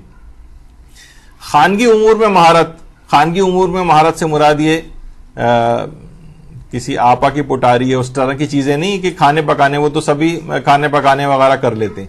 یعنی گھرداری اوور آل کیسے کی جاتی، شوہر کو مثلا کیسے ٹیکل کیا جائے، ساسوں کو کیسے کیا جائے، گھر کے ماحول کو کیسے بہتر رکھا جائے، لڑائی جھگڑوں کو کیسے اوائڈ کیا جائے، کیسے مل جل کے رہا جائے، یعنی اور اس طرح کے خانگی امور. اس میں اتنی لوگوں کو اور خواتین کو وہ کرنے کی ضرورت ہے، ایجوکیٹ کرنے کی ضرورت ہے کہ پورے خاندان تباہ برباد ہوتے نظر آ رہے ہیں کیونکہ ان کو پتہ ہی نہیں کہ ہمیں ڈیل کیسے کرنا ہے. مثلا بالفرض ساس بہت خراب بھی اگر ہے آپ کو، اس کو کیسے ڈیل کرنا ہے، شوہر میں کوئی خرابیاں نظر آ رہی ہیں اس کو کیسے ڈیل کرنا ہے، لیکن یہ پتہ ہی نہیں کسی کو. آپ اس میں مہارت حاصل کر لیں. یہ بھی بہت چیزیں ہو سکتی ہیں لیکن ابھی اتنا وقت نہیں. اسی طرح عبادی مسائل میں مہارت حاصل کرنا، سکھانا. نمازوں کو آپ دیکھیں، عورتوں کی نمازوں میں اتنی غلطیاں نظر آتی ہیں کہ چھوٹے چھوٹے بہت سارے مسئلے، یعنی آپ اس کی اسپیشلسٹ بن جائیے. کتنے علماء ایسے ہیں جنہوں نے اس کام کو خود پکڑ لیے جبکہ وہ عالم بہت بڑے تھے. میں نے ایک دفعہ ذکر کیا تھا نا، ایک عالم تھے کہ جو کہ صرف انہوں نے وضو اور یہ نماز کو ٹھیک کرنے کا، ایک گاؤں میں جاتے تھے، پورے گاؤں کا وضو ٹھیک کرواتے تھے، نماز ٹھیک کرواتے تھے، اگلے گاؤں چلے جاتے تھے، جبکہ وہ علم میں بہت بڑے مقام پر فائز تھے.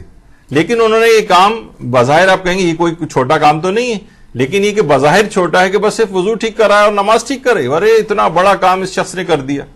تو آپ عبادی مسائل میں مہارت حاصل کر لیجئے. یہ آپ کے سامنے کا آپشن ہے. وہ میں مختلف قسم کے ذوق آپ کے سامنے رکھ رہا ہوں، اب آپ کا جو بھی ہو آپ دیکھ لیں کہ کون سا آپ کر سکتی ہیں. اس میں کاؤنسلنگ، لڑائی جھگڑے جو ہو رہے ہوتے ہیں، کتنے لوگ ہیں یعنی خاندان، اب کیونکہ دیکھیے خاندان ہی میں سے کوئی آدمی اگر بیچ بچاؤ کے لیے آتا ہے تو وہ کہیں نہ کہیں پارٹی بن جاتا ہے کہ جناب یہ تو ان کے حمایتی ہیں، تو اس خاندان والے ہیں، تو یہ ہے وہ ہے. اب وہ بیچارہ اپنے طور پر کتنا ہی میل ملاپ کی کوشش کرے لیکن اس پہ چھاپ لگ جاتی ہے کہ تو انہی کی بات کرے گا کیونکہ ان کا رشتہ دار ہے مثلا. اچھا, اب کاؤنسلنگ میں کوئی تھرڈ پرسن, کوئی باہر سے کوئی آدمی جو اس میں وہ مہارت اس کی ہو جائے, یعنی ابھی کچھ ہی عرصے پہلے شاید اگست 2020 میں آیت اللہ محمد علی تسخیری کا انتقال ہوا. تو یہاں پر پاکستان میں بھی کچھ افراد جو شوہر و بیوی وغیرہ میں اختلافات آپس میں ہو جاتے تھے, تو آیت اللہ تسخیری نے اپنے کچھ شاگردوں کو اپوائنٹ کیا ہوا تھا کہ جو ایران سے فون کر کے کاؤنسلنگ کرتے تھے. کاؤنسلنگ ایران سے, یعنی ایران سے فون یہاں کرنا, کتنے اس کے خراجات اور وہ سب کچھ ہوتے ہوں گے, اور بعض اوقات 1-1 گھنٹے 1.5 گھنٹے تک کاؤنسلنگ, اور اس طرح سے انہوں نے کئی مہینوں تک کی, بلکہ سال 1.5 سال تک بھی کاؤنسلنگ کی ہے, اور پھر اس خاندان کے مسئلے کو حل کر دیا. بعض اوقات اتنا نہیں بھی ہوتا, لیکن بہت سے پیچیدہ کیسز میں زیادہ دنوں تک سمجھانے کی ضرورت ہوتی. تو یہ خود ہی ایک مہارت والی چیز ہے. یعنی اگر آپ کوئی شخص ہو, میرے اپنے ایک دوست ہیں, وہ اس قسم کا کام انہوں نے کرنا شروع کیا اور اپنے طور پر بہت ہی خوش اور مطمئن ہے. کتنے گھروں کو انہوں نے ٹوٹنے سے بچا لیا ہے, کتنی طلاقوں کو جو ہے ہونے سے بچا لیا ہے, کیونکہ وہ ایک نیوٹرل ٹائپ کا آدمی ہے, تو اس کی بات دونوں طرف کے لوگ سنتے ہیں. کوئی خاندانی کوئی بزرگ یا وہ ہوتا ہے تو وہ فریق بن جاتا ہے یا شاید بیجا حمایت کرتا ہے, تو اس کی بات کا وہ اثر نہیں ہوتا بنسبت اس کے کہ کوئی. تو آپ میں سے کوئی ہو جو اس قسم کے ذوق رکھتی ہو کہ میں کاؤنسلنگ والا جو کام کروں گی, تو وہ والا کام کیجیے آپ, خدمت گزار امام بننے کے لیے. کوئی علمی طور پر آگے بڑھنا چاہتا ہے, بہت سے طالب علم ہوتے ہیں کہ وہ علمی طور پر تیزی کے ساتھ سفر طے کرتے ہیں, یعنی علمی لحاظ سے اپنے آپ کو آگے بڑھاتے ہیں. کسی کی اسپیچ بہت اچھی ہے, تقریر بہت اچھی ہے, کیونکہ دیکھیے تقریر کا بھی بہت زبردست قسم کا فن ہے تبلیغ کے اندر. آپ دیکھتی ہیں نا کہ بہت سے ذاکرین جو ہے وہ کتنی غلط سب باتیں بیان کر رہے ہوتے ہیں, سب نہیں, یعنی جو مشہور ہیں اس انداز میں, تو ان کا کیا ہے, لیکن پھر بھی لوگ کیوں سنتے ہیں, کیونکہ ان کے پاس فن تقریر ہے. اور اس کے مقابلے میں ایک بہت ہی بڑا عالم بھی ہو اور اس کے پاس فن تقریر نہ ہو, تو لوگ اس کی بات کو اتنا نہیں سنتے, اس کے سننے والے بھی کم ہوتے. تو بہرحال ایک تبلیغاتی ٹول تو ہے نا یہ, اچھی تقریر کرنا. تو اچھی تقریر کرنی سیکھنی چاہیے. کسی کی اسپیچ بہت اچھی, آپ دیکھ رہے ہیں یہ بچہ, یہ لڑکی, یہ جوان, یہ اس میں آگے جا سکتا ہے, تو اس پہ خصوصی توجہ دی جائے کہ وہ تبلیغاتی امور کو اپنی اچھی تقریر کے ساتھ زیادہ لوگوں تک, یعنی اس طور پہ میسج پہنچا سکے اور لوگ اس کی طرف زیادہ اٹریکٹ ہوں. اب یہ بھی ایک چیز ہو سکتی ہے کہ اپنی صلاحیت کو آپ اس لحاظ سے پہچانیں کہ کس میں کیا صلاحیت. چھوٹے چھوٹے دروس قائم کرنے کا سلسلہ رکھیں. کسی کو ہو کہ دماغ میں کہ جناب گھروں کے اندر چھوٹے چھوٹے پاکٹس کے اندر درس ہوں, یہ والا کام اگر ہو سکے آپ یہ والا کام کر سکیں. چھوٹے دروس, 4 خواتین 5 خواتین, زیادہ کہ بالکل آپ وہ نہ کریں کہ جناب پورا کمرہ بھر جانا چاہیے, نہیں, 4-5 خواتین سے اس کی ابتدا ہو. ہمارے استاد محترم مولانا صادق حسن قبلہ, مجھے یاد ہے کہ جب یہاں حسینی تعبد کمیٹی یا مثلا خدام القرآن وغیرہ کے اندر ان کے درس ہوتے تھے, تو صبح 11 بجے کے قریب وہ درس سٹارٹ ہوتا تھا. میں تقریباً 1-1.5 گھنٹہ بس میں بیٹھ کے جو ہے وہ ان کے درس میں جاتا تھا. شاید جس وقت میں ہوتے تھے وہ تقریر شروع کر دیتے تھے 11 بجے, چاہے ایک آدمی ہی بیٹھا ہو, میں ہی بیٹھا ہوتا تھا اور ایک آدھ مائک لگانے والا آدمی ہوتا تھا, اور پھر تھوڑی دیر بعد پھر لوگ آتے جاتے تھے اور مجمع کچھ ہو جاتا تھا. لیکن ان کو اس بات کی کوئی فکر نہیں ہوتی تھی, ایک آدمی بھی ہے تو وہ اسی پیس میں جس طریقے سے ایک بھرا ہوا مجمع ہے وہ تقریر اپنی گفتگو شروع کر دیتے تھے. تو بہرحال چھوٹے چھوٹے درسوں, پھر وہ خود ہی برکت خدا ڈالے گا, زیادہ لوگ متوجہ ہوں گے تو آنے لگیں گے آپ کے پاس. لیکن آپ اس کی کوئی پرواہ نہ کریں, اپنی ذمہ داری کر دیں ادا. میں اپنے گھر میں چھوٹے درس قائم کروں گی, کسی بھی اچھی خاتون کو گھر میں بلائیں, وہ مسائل بتائیں, احکام بتائیں, گھر میں برکت آئے گی, نورانیت آئے گی, اولادوں کی تربیت ہوگی, لوگ دیکھیں گھر میں اس طرح سے ہو رہا ہے, اور امام زمانہ کی خدمت بھی ہوگی. خدمت گزار بننے کے طریقے بیان ہو رہے ہیں, سب خدمت گزار بننے کے طریقے. کسی کا ذوق یہ ہے مثلا آپ اچھی ذاکرات کی تلاش اور فراہمی, مثلا آپ کتنے لوگ پریشان ہوتے ہیں, کتنے بے شمار فون ہمارے پاس کہاں سے آتے ہیں کہ فلاں شہر میں ایک کوئی ذاکرہ چاہیے جو اچھی تبلیغی مجلس پڑھ سکے. لوگوں کی ہوتی ہے کہ تبلیغات میں ان کا ذوق ہوتا ہے کہ تبلیغ ہونی چاہیے, تو آپ کوئی کسی کا یہ ہو تو باقاعدہ تلاش کرے کہ اچھی ذاکرہ کون سی. یہاں پر بہت سے ایسے ہیں کہ حتیٰ کہ جس زمانے میں حالات بہتر تھے لوگ انڈیا تک جاتے تھے اور وہاں سے ڈھونڈ کے, مثلا ایک صاحب جو عقیل غروی کو علامہ عقیل غروی کو تلاش کر کے لائے تھے, تو بہرحال وہ اس سے پہلے لوگوں کو پتہ نہیں تھا، لیکن وہ گئے اور تلاش کی، اور انہوں نے اس طرح اچھی ذاکرات کی بھی تلاش ہو سکتی ہے، اچھی ذاکرات کی تلاش بھی ہو اور فراہمی بھی ہو. یعنی لوگوں کو بھائی فلاں سے اگر کانٹیکٹ کریں تو ان کے پاس ایک اچھی ذاکرات جو ہے وہ مہیا کر سکتے ہیں یا کر سکتی ہیں خاتون. تو آپ جو ہیں یہ والا اگر ذوق ہے تو یہ اس طرح کا کوئی کام پکڑ لیں لوگوں کو، یعنی اس طرح سے آپ جہاں جہاں تبلیغ ہوگی اس میں آپ کا بھی اثر ہو جائے گا. لوگ بہت واقعتاً بہت پریشان ہوتے ہیں. اچھا کیا ہوتا ہے کہ پھر جب کیونکہ مجالس گھر گھر میں ہو رہی ہیں تو ڈیمانڈ بہت زیادہ ہے، اتنی سپلائی کہاں سے لے آئیں، تو اس کے اندر پھر ہر قسم کی کھپ جاتی ہیں. یعنی غلط سلط پڑھنے والی بالکل کوئی ان کو خیال نہیں، تو بس لوگ کہتے ہیں بھائی کوئی بھی ہو بس ہمیں مجلس کرانی بٹھا دو اس کو. تو اسی کے اندر آپ کو اچھی اگر فراہم کر سکیں، کوئی اس طرح کا کسی کا ذوق ہو تو یہ بھی ایک خدمت ہو سکتی ہے. امام زمانہ علیہ السلام سے متعلق کتابوں کی اشاعت اور تقسیم اور تراجم کا کام. کتاب امام زمانہ کے متعلق جیسے ایک دفعہ ہم نے بیان کیا تھا کہ صرف نیپولین بوناپارٹ یعنی ہزاروں کی کتابیں اس کے اوپر جو ہے لکھی جا چکی ہیں اب تک. نہ اس آدمی کی کوئی سیرت تھی، نہ کردار تھا، نہ کوئی کیریکٹر تھا، نہ کوئی اس کے اندر ایسی چیزیں تھی، لیکن نیپولین بوناپارٹ پہ اتنی لکھنے والوں نے لکھا ہے. اور امام زمانہ علیہ السلام جو اس وقت پوری دنیا کے نجات دہندہ ہیں، آپ کے امام ہیں. اللہم صلی علی محمد و آل محمد.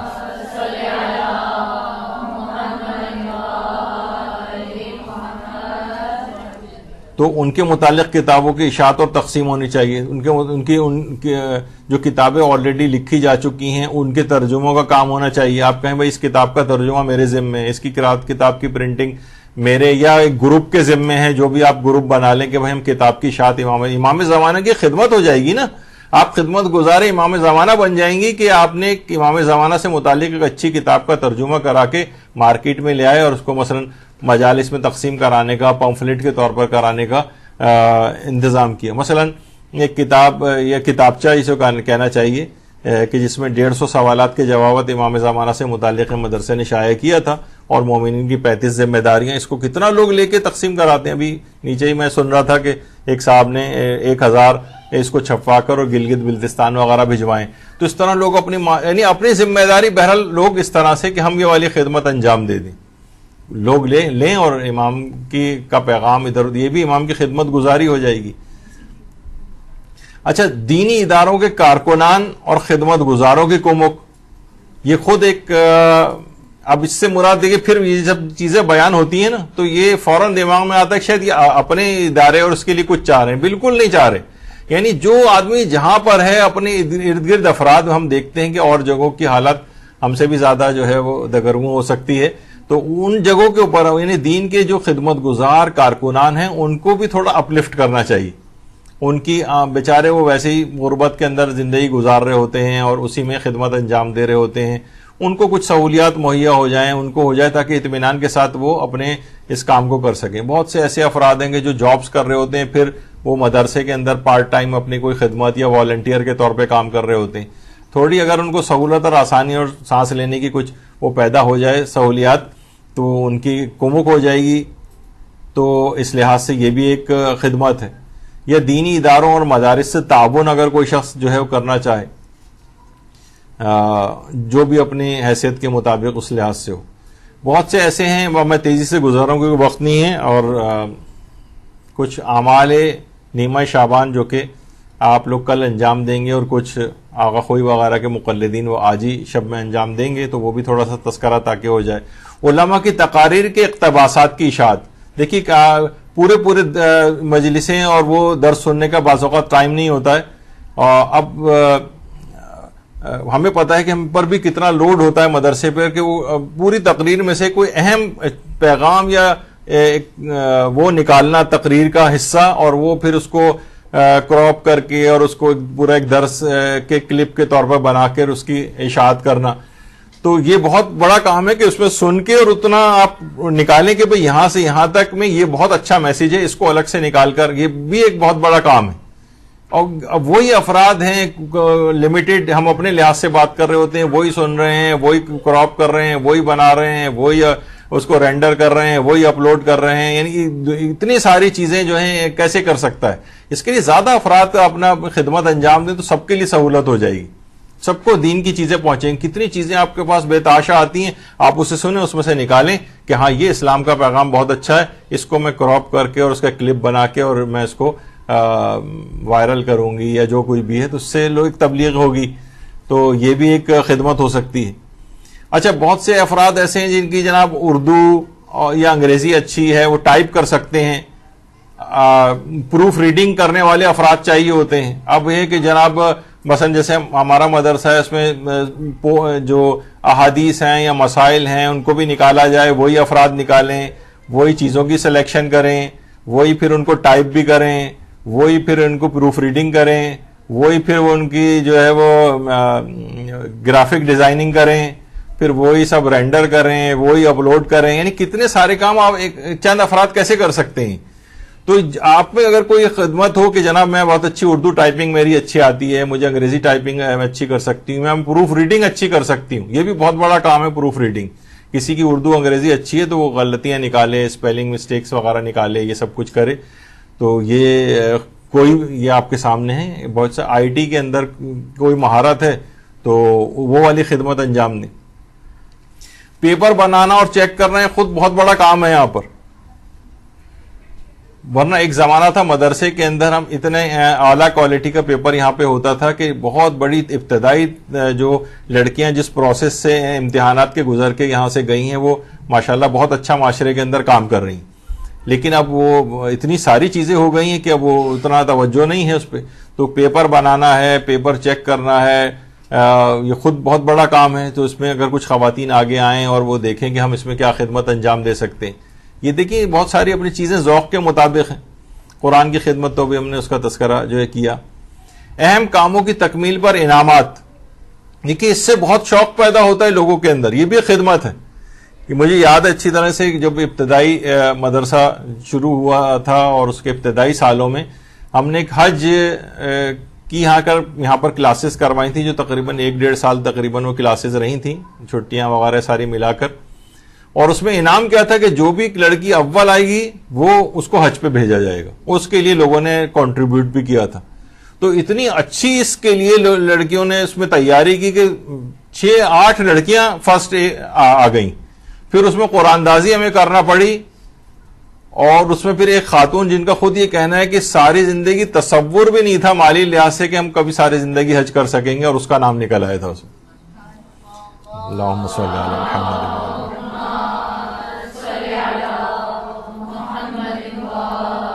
تو مختلف چیزیں مثلا ابھی بھی ہم اناؤنس کرتے ہیں بعض اوقات, لیکن لوگوں کی طرف سے بھی ہونا چاہیے. لوگوں کی اپریسیشن ہی نہیں ہے. فسق و فجور کی کتنی اپریسیشن ٹی وی کے اوپر ہوتی, یہ جناب یہ دیکھیے کتنی زبردست یہ گانے گاتے ہیں, یہ فلاں ان کے اوپر کتنے جوہر ہیں, یہ فلاں چیز کرتے ہیں. لیکن کوئی دین کے اعتبار سے اب دیکھیے جیسے حج والی کلاسز ہوئیں اس کے اندر یہ سب کچھ ہوا تو بہت انکریج ہوئی لڑکیاں, اور انہوں نے بہت اچھی مہارت حج کے احکام کے اندر حاصل کی. اسی طریقے سے کوئی بچہ ہے, آپ کہیں گے جو بھی آخری پارا یاد کرے گا, کوئی شخص یہ کہے کہ بھائی میری طرف سے فلاں انعام رکھا جائے, یا زیارت پہ بھیجا جائے گا اس کو, یا کچھ اس طرح سے کتنا ہوتا ہے. بعض اوقات ہوتے ہیں ٹی وی پہ نعتیہ پروگرام ہوتے ہیں کہ جو بھی ہوگا اسے عمرے پہ بھیجا جائے گا, عمرہ ٹکٹ اور فلاں یہ. تو اس طرح سے بہت ساری چیزیں جو دیگر افراد ہیں وہ اس سلسلے میں آ گیا ہے, تو معاشرے کے اندر نیکیاں نظر آئیں گی بڑھتے ہوئے. یہ بھی امام زمانہ کی خدمت ہے کہ نیکیاں ہوتے ہی نظر نہیں آ رہی, ان کو کوئی اپریشیٹ کرنے والا ہی نہیں ہے. کوئی اگر اچیومنٹ ہو بھی جائے کہ جناب اس کو آخری پارا یاد ہے تو لوگ بس سن کے گزر جائیں گے, کوئی انعام دینے کو تیار نہیں ہوتا اس کو. خیر, تو اچھا اگر خدمت کا زیادہ وقت نہ ہو تو کسی اور چیز کو اپنا قائم مقام بنا دیں. خدمت کا زیادہ وقت نہ ہو. اول تو دیکھیے امام زمانہ کے لیے خدمت کا وقت نہ ہو, یہ اتنا عجیب سا جملہ مجھے لگ رہا ہے. اگر خدمت کا وقت نہ ہو پھر زندگی کا فائدہ کیا ہے؟ لیکن چلیں بالفرض اگر وقت کم ہے آپ کے پاس تو کسی اور چیز کو, مثلا مال کو اپنا قائم مقام بنا دیں. اب مثلا میں ایک مثال دے رہا ہوں, اس کو پورا اس طور پر نہیں, بعض اوقات لوگ ایک خاص اینگل سے ہم چیز کو سمجھاتے ہیں تو اسے کہیں اور لے جاتے ہیں. مثلا ایک خاتون کو یہ ہے وہ تبلیغات اور اس کے اندر اس کی صلاحیت بہت زیادہ ہے. اب بجائے کہ گھر کے اندر بس جھاڑو پوچھا کرنے میں اور اس کے اندر بھائی یہ چیزیں تو 4-5 ہزار کی ماسی رکھ کے بھی کام ہو سکتا ہے، لیکن تم اس وقت بڑے کام کر سکتی ہو. یا اب یہ نہیں کہ بہت سی خواتین ہو کہ وہ ملازمائیں بھی رکھ لیں، کام بھی نہ کریں، یا اس کو اپنے لیے کوئی اس کا بنا لیں ایک بہانہ.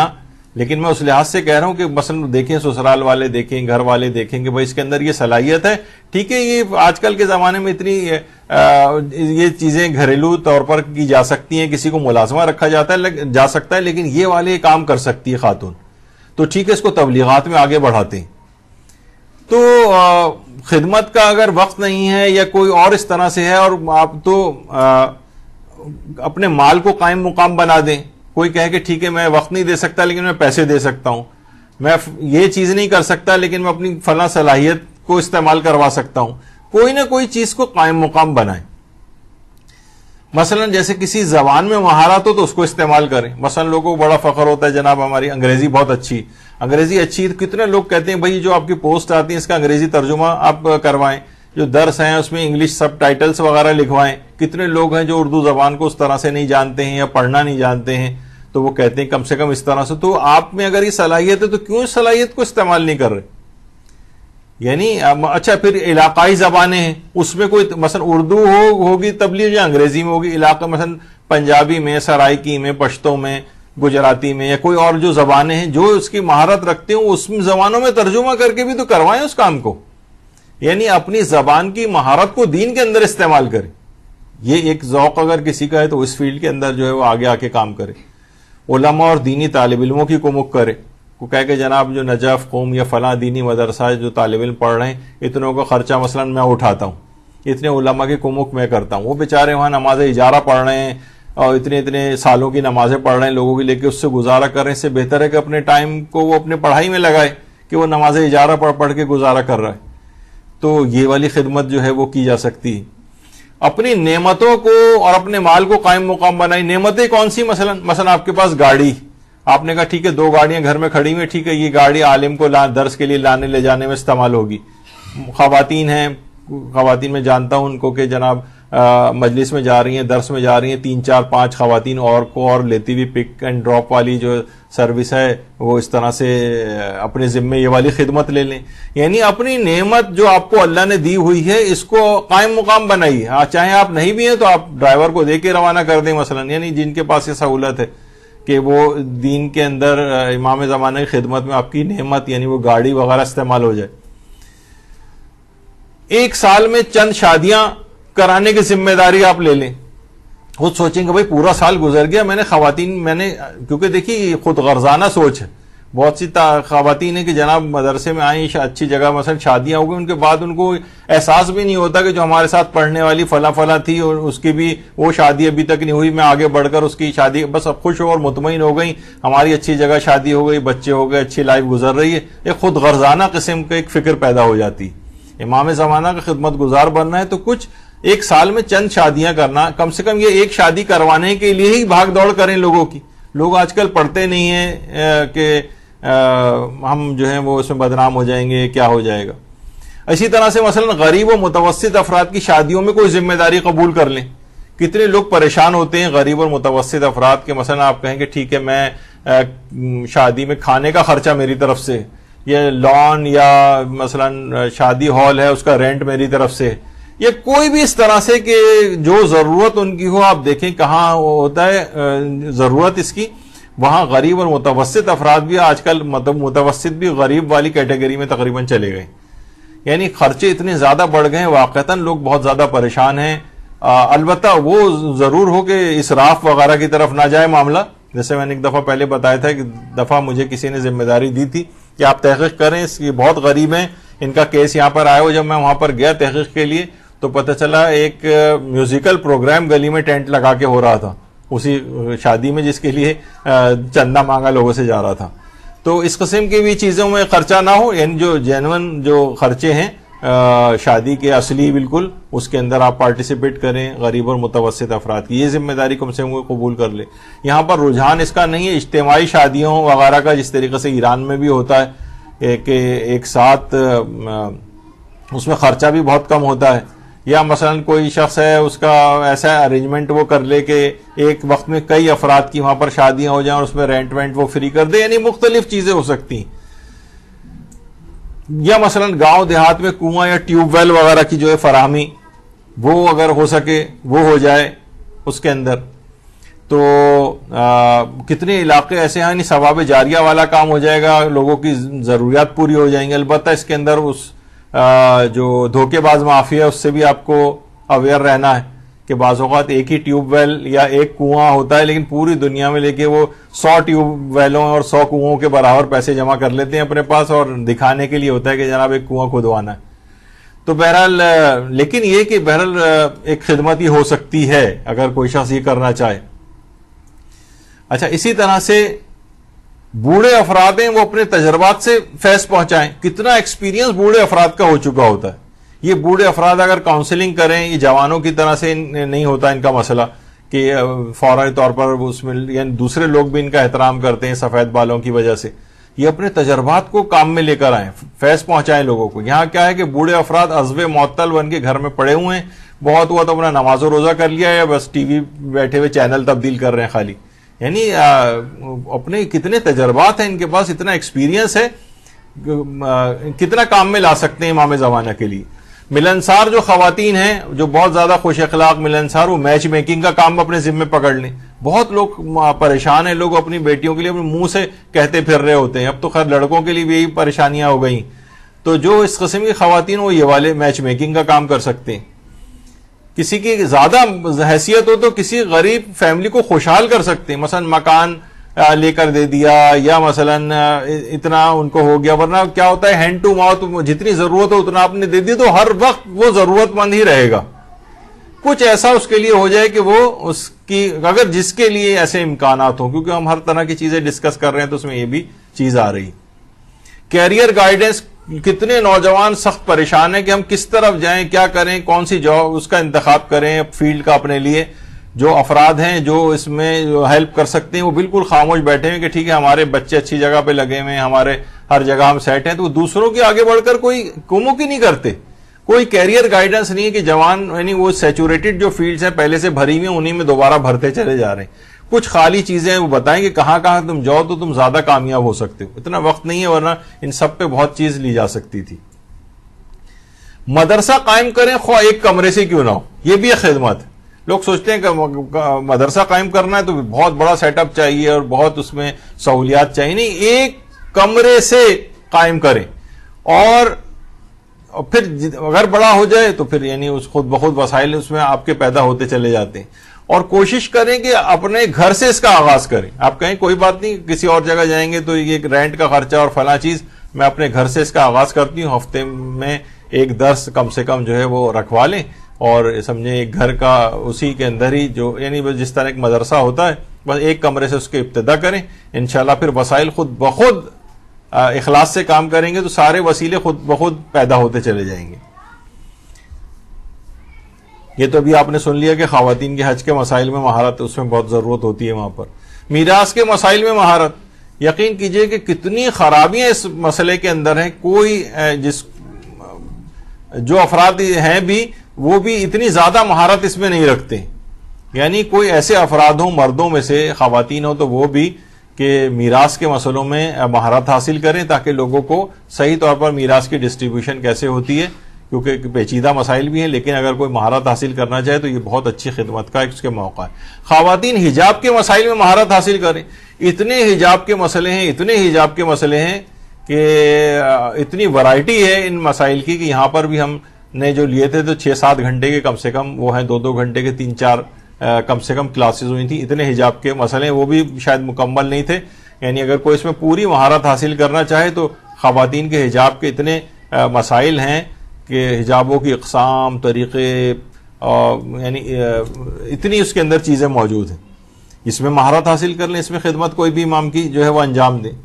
گھریلو جھگڑوں کو دور کروانے میں اپنا پارٹیسپیٹ کریں، اس میں مہارت حاصل کر لیں. کوشش کریں کہ یہ بھی بہت بڑی امام زمانہ کی خدمت ہے کہ اولاد کو عالم دین بنائیں. عالم دین، دیکھیے یہاں پر کیا ہوتا ہے کہ اچھا پڑھنے والا اس کو آپ کہتے ہیں انجینئر بنائیں گے، ڈاکٹر بنائیں گے، فلاں چیز بنائیں گے اور اس کو اکنامکس کی فیلڈ کے اندر ڈالیں گے. اور جو بالکل کچرا اسٹف ہوتا ہے اس کو کہتے ہیں چلو اس کو مولوی بنا دیتے ہیں کسی مدرسے میں جو کرا دو. تو ظاہر ہے جو اس طرح کی جب را مٹیریل ایسا آپ پرووائڈ کریں گے تو جو پروڈکٹ ہے اس کے اندر بھی پھر اسی طرح کی کجی آپ کو نظر آئے گی. اولاد کو عالم دین بنائیں باقاعدہ, صرف خواہش کی حد تک نہ, اس کے لیے پوری پلاننگ بھی ہوتی ہے. کتنے افراد ایسے میں جانتا ہوں اپنے رشتہ داروں میں جو کہتے تھے کہ پیدا ہوا تھا تو کہ اس کو ہم مجتہد بنائیں گے, اور مجتہد کیا وہ کچھ بھی نہیں بن سکے وہ, کیونکہ اس کے لیے ایسے حالات اور وسائل بھی اختیار کرنے ہوتے ہیں. یعنی ان کی مالک اس لحاظ سے, جیسے آپ ہی کے استاد ہیں مولانا ڈاکٹر شیخ محمد علی, اپنے بیٹے کو بھی کچھ ہی عرصے پہلے انہوں نے اے لیولز کے بعد جو ہے انہوں نے وہاں بھجوا دیا ہے قم پڑھنے کے لیے. وہاں پہ بھی وہ ماشاءاللہ بہترین پڑھ رہا ہے, اور یہاں پہ بھی وہ بہترین پڑھنے والا تھا. یعنی کسی کچرا اسٹف جسے میں نے کہا ہے وہ اس کو نہیں بھیجا, بلکہ بہت اچھے پڑھائی والے کو بھیجا, اور وہاں جا کر بھی وہ پہلی پوزیشنز لے رہا ہے. اور اس کو کہا ہے کہ 5 سال تک پیسے کی بالکل پرواہ نہیں کرو, ہر طرح کے جو اخراجات میرے ذمہ بالکل صرف پڑھنا ہے. تو باپ آگے بڑھ کر اس کی کمک کرے کہ میں تمہارا سارا خرچہ اٹھاؤں گا, بس اب وہ بھی ظاہر ہے ایسا نہ ہو کہ وہ بھی وہاں جا کے مال مفت دل بے رحم کے طور پر وہ مال لٹاتے رہیں باپ کا اور پڑھ کے نہ دیں, یعنی خود بھی ان کو اس طرح سے. تو بہرحال اولاد کو عالم دین بنانا ایک بہت بڑی خدمت ہو جائے گی. یہ جیسے میں نے ابھی کہا تھا کہ پک اینڈ ڈراپ وغیرہ کرنا, تبرک کا اہتمام کر دینا, یا میرے سے ایک اور خدمت بھی ہے جو یہ آخر میں لکھی دیکھ پہ بیٹھنا. یعنی میں نے بہت سی چیزیں, چھوٹی چیز, یقین کیجئے کتنے ہی خاندانوں میں ایسے افراد ہیں کہ ان کے علاوہ دیکھ پہ کوئی بیٹھ ہی نہیں سکتا. یہ بہت بڑا کام ہے. مجھے آپ کہیں گے 1 لاکھ روپے لیں دیکھ پہ بیٹھ کے آپ یہ حصے وغیرہ بنائیں اور یہ نکال کے دیں, اس میں مجھ سے نہیں ہو سکے گا کام. یعنی وہ ان کا ذوق اس قسم کا ہے. ہر شخص اپنے ذوق اور صلاحیت کے مطابق کام کرے, کوئی نہ کوئی خدمت پکڑے, چاہے کوئی چھوٹی سے چھوٹی خدمت کیوں نہ ہو. تو اس طرح سے اچھا جی, ابھی جو بات بیان ہو رہی تھی کہ خاص شعبے میں مہارت کو کمال کی تک لے جائیں پھر خدمت کریں. اس میں کیا ہے, جیسے اس میں مثال مثلا یہ آپ کے سامنے جو شخصیت ہے, اب تو ان کا انتقال ہو چکا ہے, آغا اصغر. یہ شخصیت وہ ہے کہ یہ آپ یقین جانیے کہ اتنی مخلص ترین یہ شخص تھا, ایسی عظیم شخصیت ان کی تھی کہ انہوں نے غسل اور کفن سروس کا وہ کیا تھا, وہ بھی کی تھی مختلف گاؤں دیہات میں جا کر, اور ایسی لاشوں کو غسل دینا اور ان کو کفن پہنانا کہ ان کے خود بتاتے تھے کہ ان کے اپنے خاندان کے اندر اتنی مشکلات ہو گئی تھیں, ان کے بچوں کے رشتوں میں مشکلات ہو گئی تھی کہ اچھا وہ کفن والا بابا ہوبینی بہت منحوس ٹائپ کا معاذ اللہ سمجھا جانے لگا تھا. لیکن یہ خدمت انہوں نے پکڑ لی تھی, سمجھ میں آ گیا تھا کہ اس خدمت پتہ نہیں کتنے ہزاروں انہوں نے اس طرح سے غسل دیے ہیں مردوں کو, قربتاً اللہ, کتنے لوگوں کو کفن کا انتظام کیا, ایسی لاشیں اور ٹکڑے ان کو غسل دینا کہ کسی کی بس کا کام نہیں. اچھا خواتین کے سلسلے میں بھی ایسی خدمت ہو سکتی ہے, کتنی یہاں پر جو غسالہ ہیں, غسالہ وہ ایک آدھی کبھی بیمار بھی ہو سکتی, کچھ ہو سکتا ہے ان کے ساتھ, کوئی مصروفیت بھی ہو سکتی ہے, تو کیا ہے اگر وہ نہ ہو تو عورتوں کو غسل دینے والا ہی کوئی نہیں, کیونکہ خواتین یہاں پر ان کے اویئرنیس ہی نہیں. یعنی آپ اس میں مہارت حاصل کریں غسل دینے میں, جن خواتین کا ایسا ذوق ہو, کفن پہنانے میں, یہ والی سروس, تاکہ اس طرح سے آپ اپنا نمبر لکھوا دیں, کبھی ایسا مسئلہ ہو تو آپ کو بلوا لیا جائے وہاں سے. تو آغا اصغر نے اس طرح سے اپنی پوری زندگی جو ہے اس کے اندر انہوں نے لگائی, اور ایک امام زمانہ کی خدمت اپنے ذمے پکڑ لی. بچوں کو دیکھیے, بس ختم ہو رہی ہے بات, اور وہ پارٹ پورا رہ گیا کہ شب نیمہ شعبان میں کون کون سے اعمال انجام دینے ہیں. لیکن اس سلسلے میں پہلے بھی جو ہمارے درس ہو چکے ہیں وہ انٹرنیٹ پہ ہیں اویلیبل, وہاں آپ دیکھا جا سکے گا, ان کو وقت نہیں رہا. بچوں تک کو ذمہ داریاں دینے کا ابھی سے آپ عادی بنائیں. اس سے کیا ہے, مثلا جیسے یہی کم سے کم گھر میں بھی اس طرح کی ذمہ داری ہونی چاہیے کہ مثلا یہ چھوٹا بچہ ہے, پانی رکھنا تمہاری ذمہ داری ہے, کھانے سے پہلے ٹیبل لگانا, پلیٹیں اٹھانا, کبھی کبھار برتن دھونا, تھوڑا سا بچہ بڑا ہو گیا ہے, جاؤ گیس کا بل جمع کراؤ, فلاں چیز کو. اسی طرح سے اس کے بعد پھر دینی ذمہ داریاں انہیں دینا شروع کریں. دینی ذمہ داریاں تم ہی اٹھو گے, تم سب کو نماز فجر کے لیے اٹھاؤ گے یا وغیرہ, اس طرح سے کر کے پھر یعنی ذمہ داری قبول کرنا جو ہے یہ بچپن سے ہی ایک اس کی سرشت میں آ جانا چاہیے, ورنہ یہ بڑا ہو کر بھی انتہائی غیر ذمہ دار رہے گا, اور امام زمانہ کی بھی کوئی ذمہ داری قبول نہیں کرے گا. ذمہ داریوں کو اس طرح سے لینے کا عادی اب اس کا وقت نہیں ہے, ورنہ اس میں مزید باتیں بیان کرتا. بہت سے ایسے بھی افراد ہیں جو کہ ٹھیک ہے ہم تقریر نہیں کر سکتے, لیکن مثلا LCD کے اوپر درس لگا کے لوگوں کو جمع کر کے اس پر درس سنواتے ہیں اپنے اپنے علاقوں کے اندر. کتنے ایسے لوگ ہیں جن کو میں جانتا ہوں جو کہتے ہیں کہ ہم اس طرح سے درس حاصل کرتے ہیں, یہاں سے لے کے ڈاؤن لوڈ کرتے ہیں, اس کے بعد لوگ اپنے علاقے کے لوگوں کو جمع کر کے درس سنواتے ہیں, پھر تبرک بانٹ دیتے ہیں. الگ سے کسی کا انتظام بھی ہمیں نہیں کرنا پڑتا, اور موقع کی مناسبت سے ہمیں درس مل جاتے ہیں. یہ بھی خدمت ہے. تو اصل چیز یہ ہے کہ اپنی عمر, جنس, ذوق, قابلیت, صلاحیت اور وقت کی ضرورت کو دیکھتے ہوئے خدمت انجام دیجیے. ہر شخص کر سکتا ہے. میں نے آپ کے سامنے چھوٹی چھوٹی بہت ساری مثالیں بکھری ہوئی جو معاشرے کے اندر ہیں. ابھی بھی اس کے اندر اگر گنجائش اتنی تھی کہ اگر عمر کے لحاظ سے بھی کہ جوان کون سی خدمت انجام دیں تو بوڑھے کون سی خدمات انجام دے سکتے ہیں, تو عورتیں گھر کیسی خدمات انجام دے سکتی ہیں, ورکنگ لیڈی کون سی خدمات انجام دے سکتی ہیں, گھر پہ رہنے والی ہاؤس وائفز کون سی خدمات انجام دے سکتی ہیں. وہ اس طرح سے بھی بات ہو سکتی تھی. لیکن یہ کہ بہرحال اس کا تھیم اور پیغام یہ بنا کہ اپنی عمر کے مطابق, آپ کی عمر کیا ہے, آپ کا یعنی خاتون ہیں یا مرد ہیں, اس اعتبار سے آپ کا ذوق کس کے اندر ہے, کیونکہ جس چیز کا ذوق نہ ہو اس میں آپ زیادہ عرصے کام نہیں کر سکتی. آپ کو خود بھی شوق ہونا چاہیے. آپ میں قابلیت کس چیز کی ہے وہ آپ خود بہتر جانتی ہیں. آپ میں صلاحیت کون سی ہے, پھر صلاحیت ہے بھی تو اس کو کمال تک لے جائیں. اور وقت کی ضرورت کو بھی دیکھیں. بہت سی چیزیں ایسی ہیں کہ جو ڈپلیکیشن آف ورک ہوتا ہے نا, یعنی مکھی پہ مکھی بٹھائے چلے جانا ایک ہی چیز کے اوپر. تو وقت کی ضرورت دیکھیں کہاں کہاں کمی زیادہ ہے, کہیں پہ سیچوریشن آف ورک ہے, کہیں بالکل خالی پڑا ہوا ہے کام. تو آپ دیکھیں کہاں کام کی زیادہ ضرورت ہے, وہاں پر زیادہ اپنی خدمت کو انجام دیں. یہ اختصار کے ساتھ امام زمانہ کی اس طرح سے خدمت گزار بننے کے کچھ چند ایک طریقے آپ کے سامنے ہم نے پیش کیے. یہ عملی اقدامات تھے. ہر شخص اپنی ذوق اور فکر کے مطابق اپنی ذمہ داری کو قبول کرے. انشاءاللہ وہ جب امام زمانہ علیہ السلام کا ظہور ہوگا تو ان کے سامنے سرخرو ہوگا, اور امام کی طرف سے کوئی نہ کوئی ذمہ داری اس کو دی جائے گی, اور ظہور کے بعد بھی امام زمانہ کے خدمت گزاروں میں اس کا شمار ہوگا.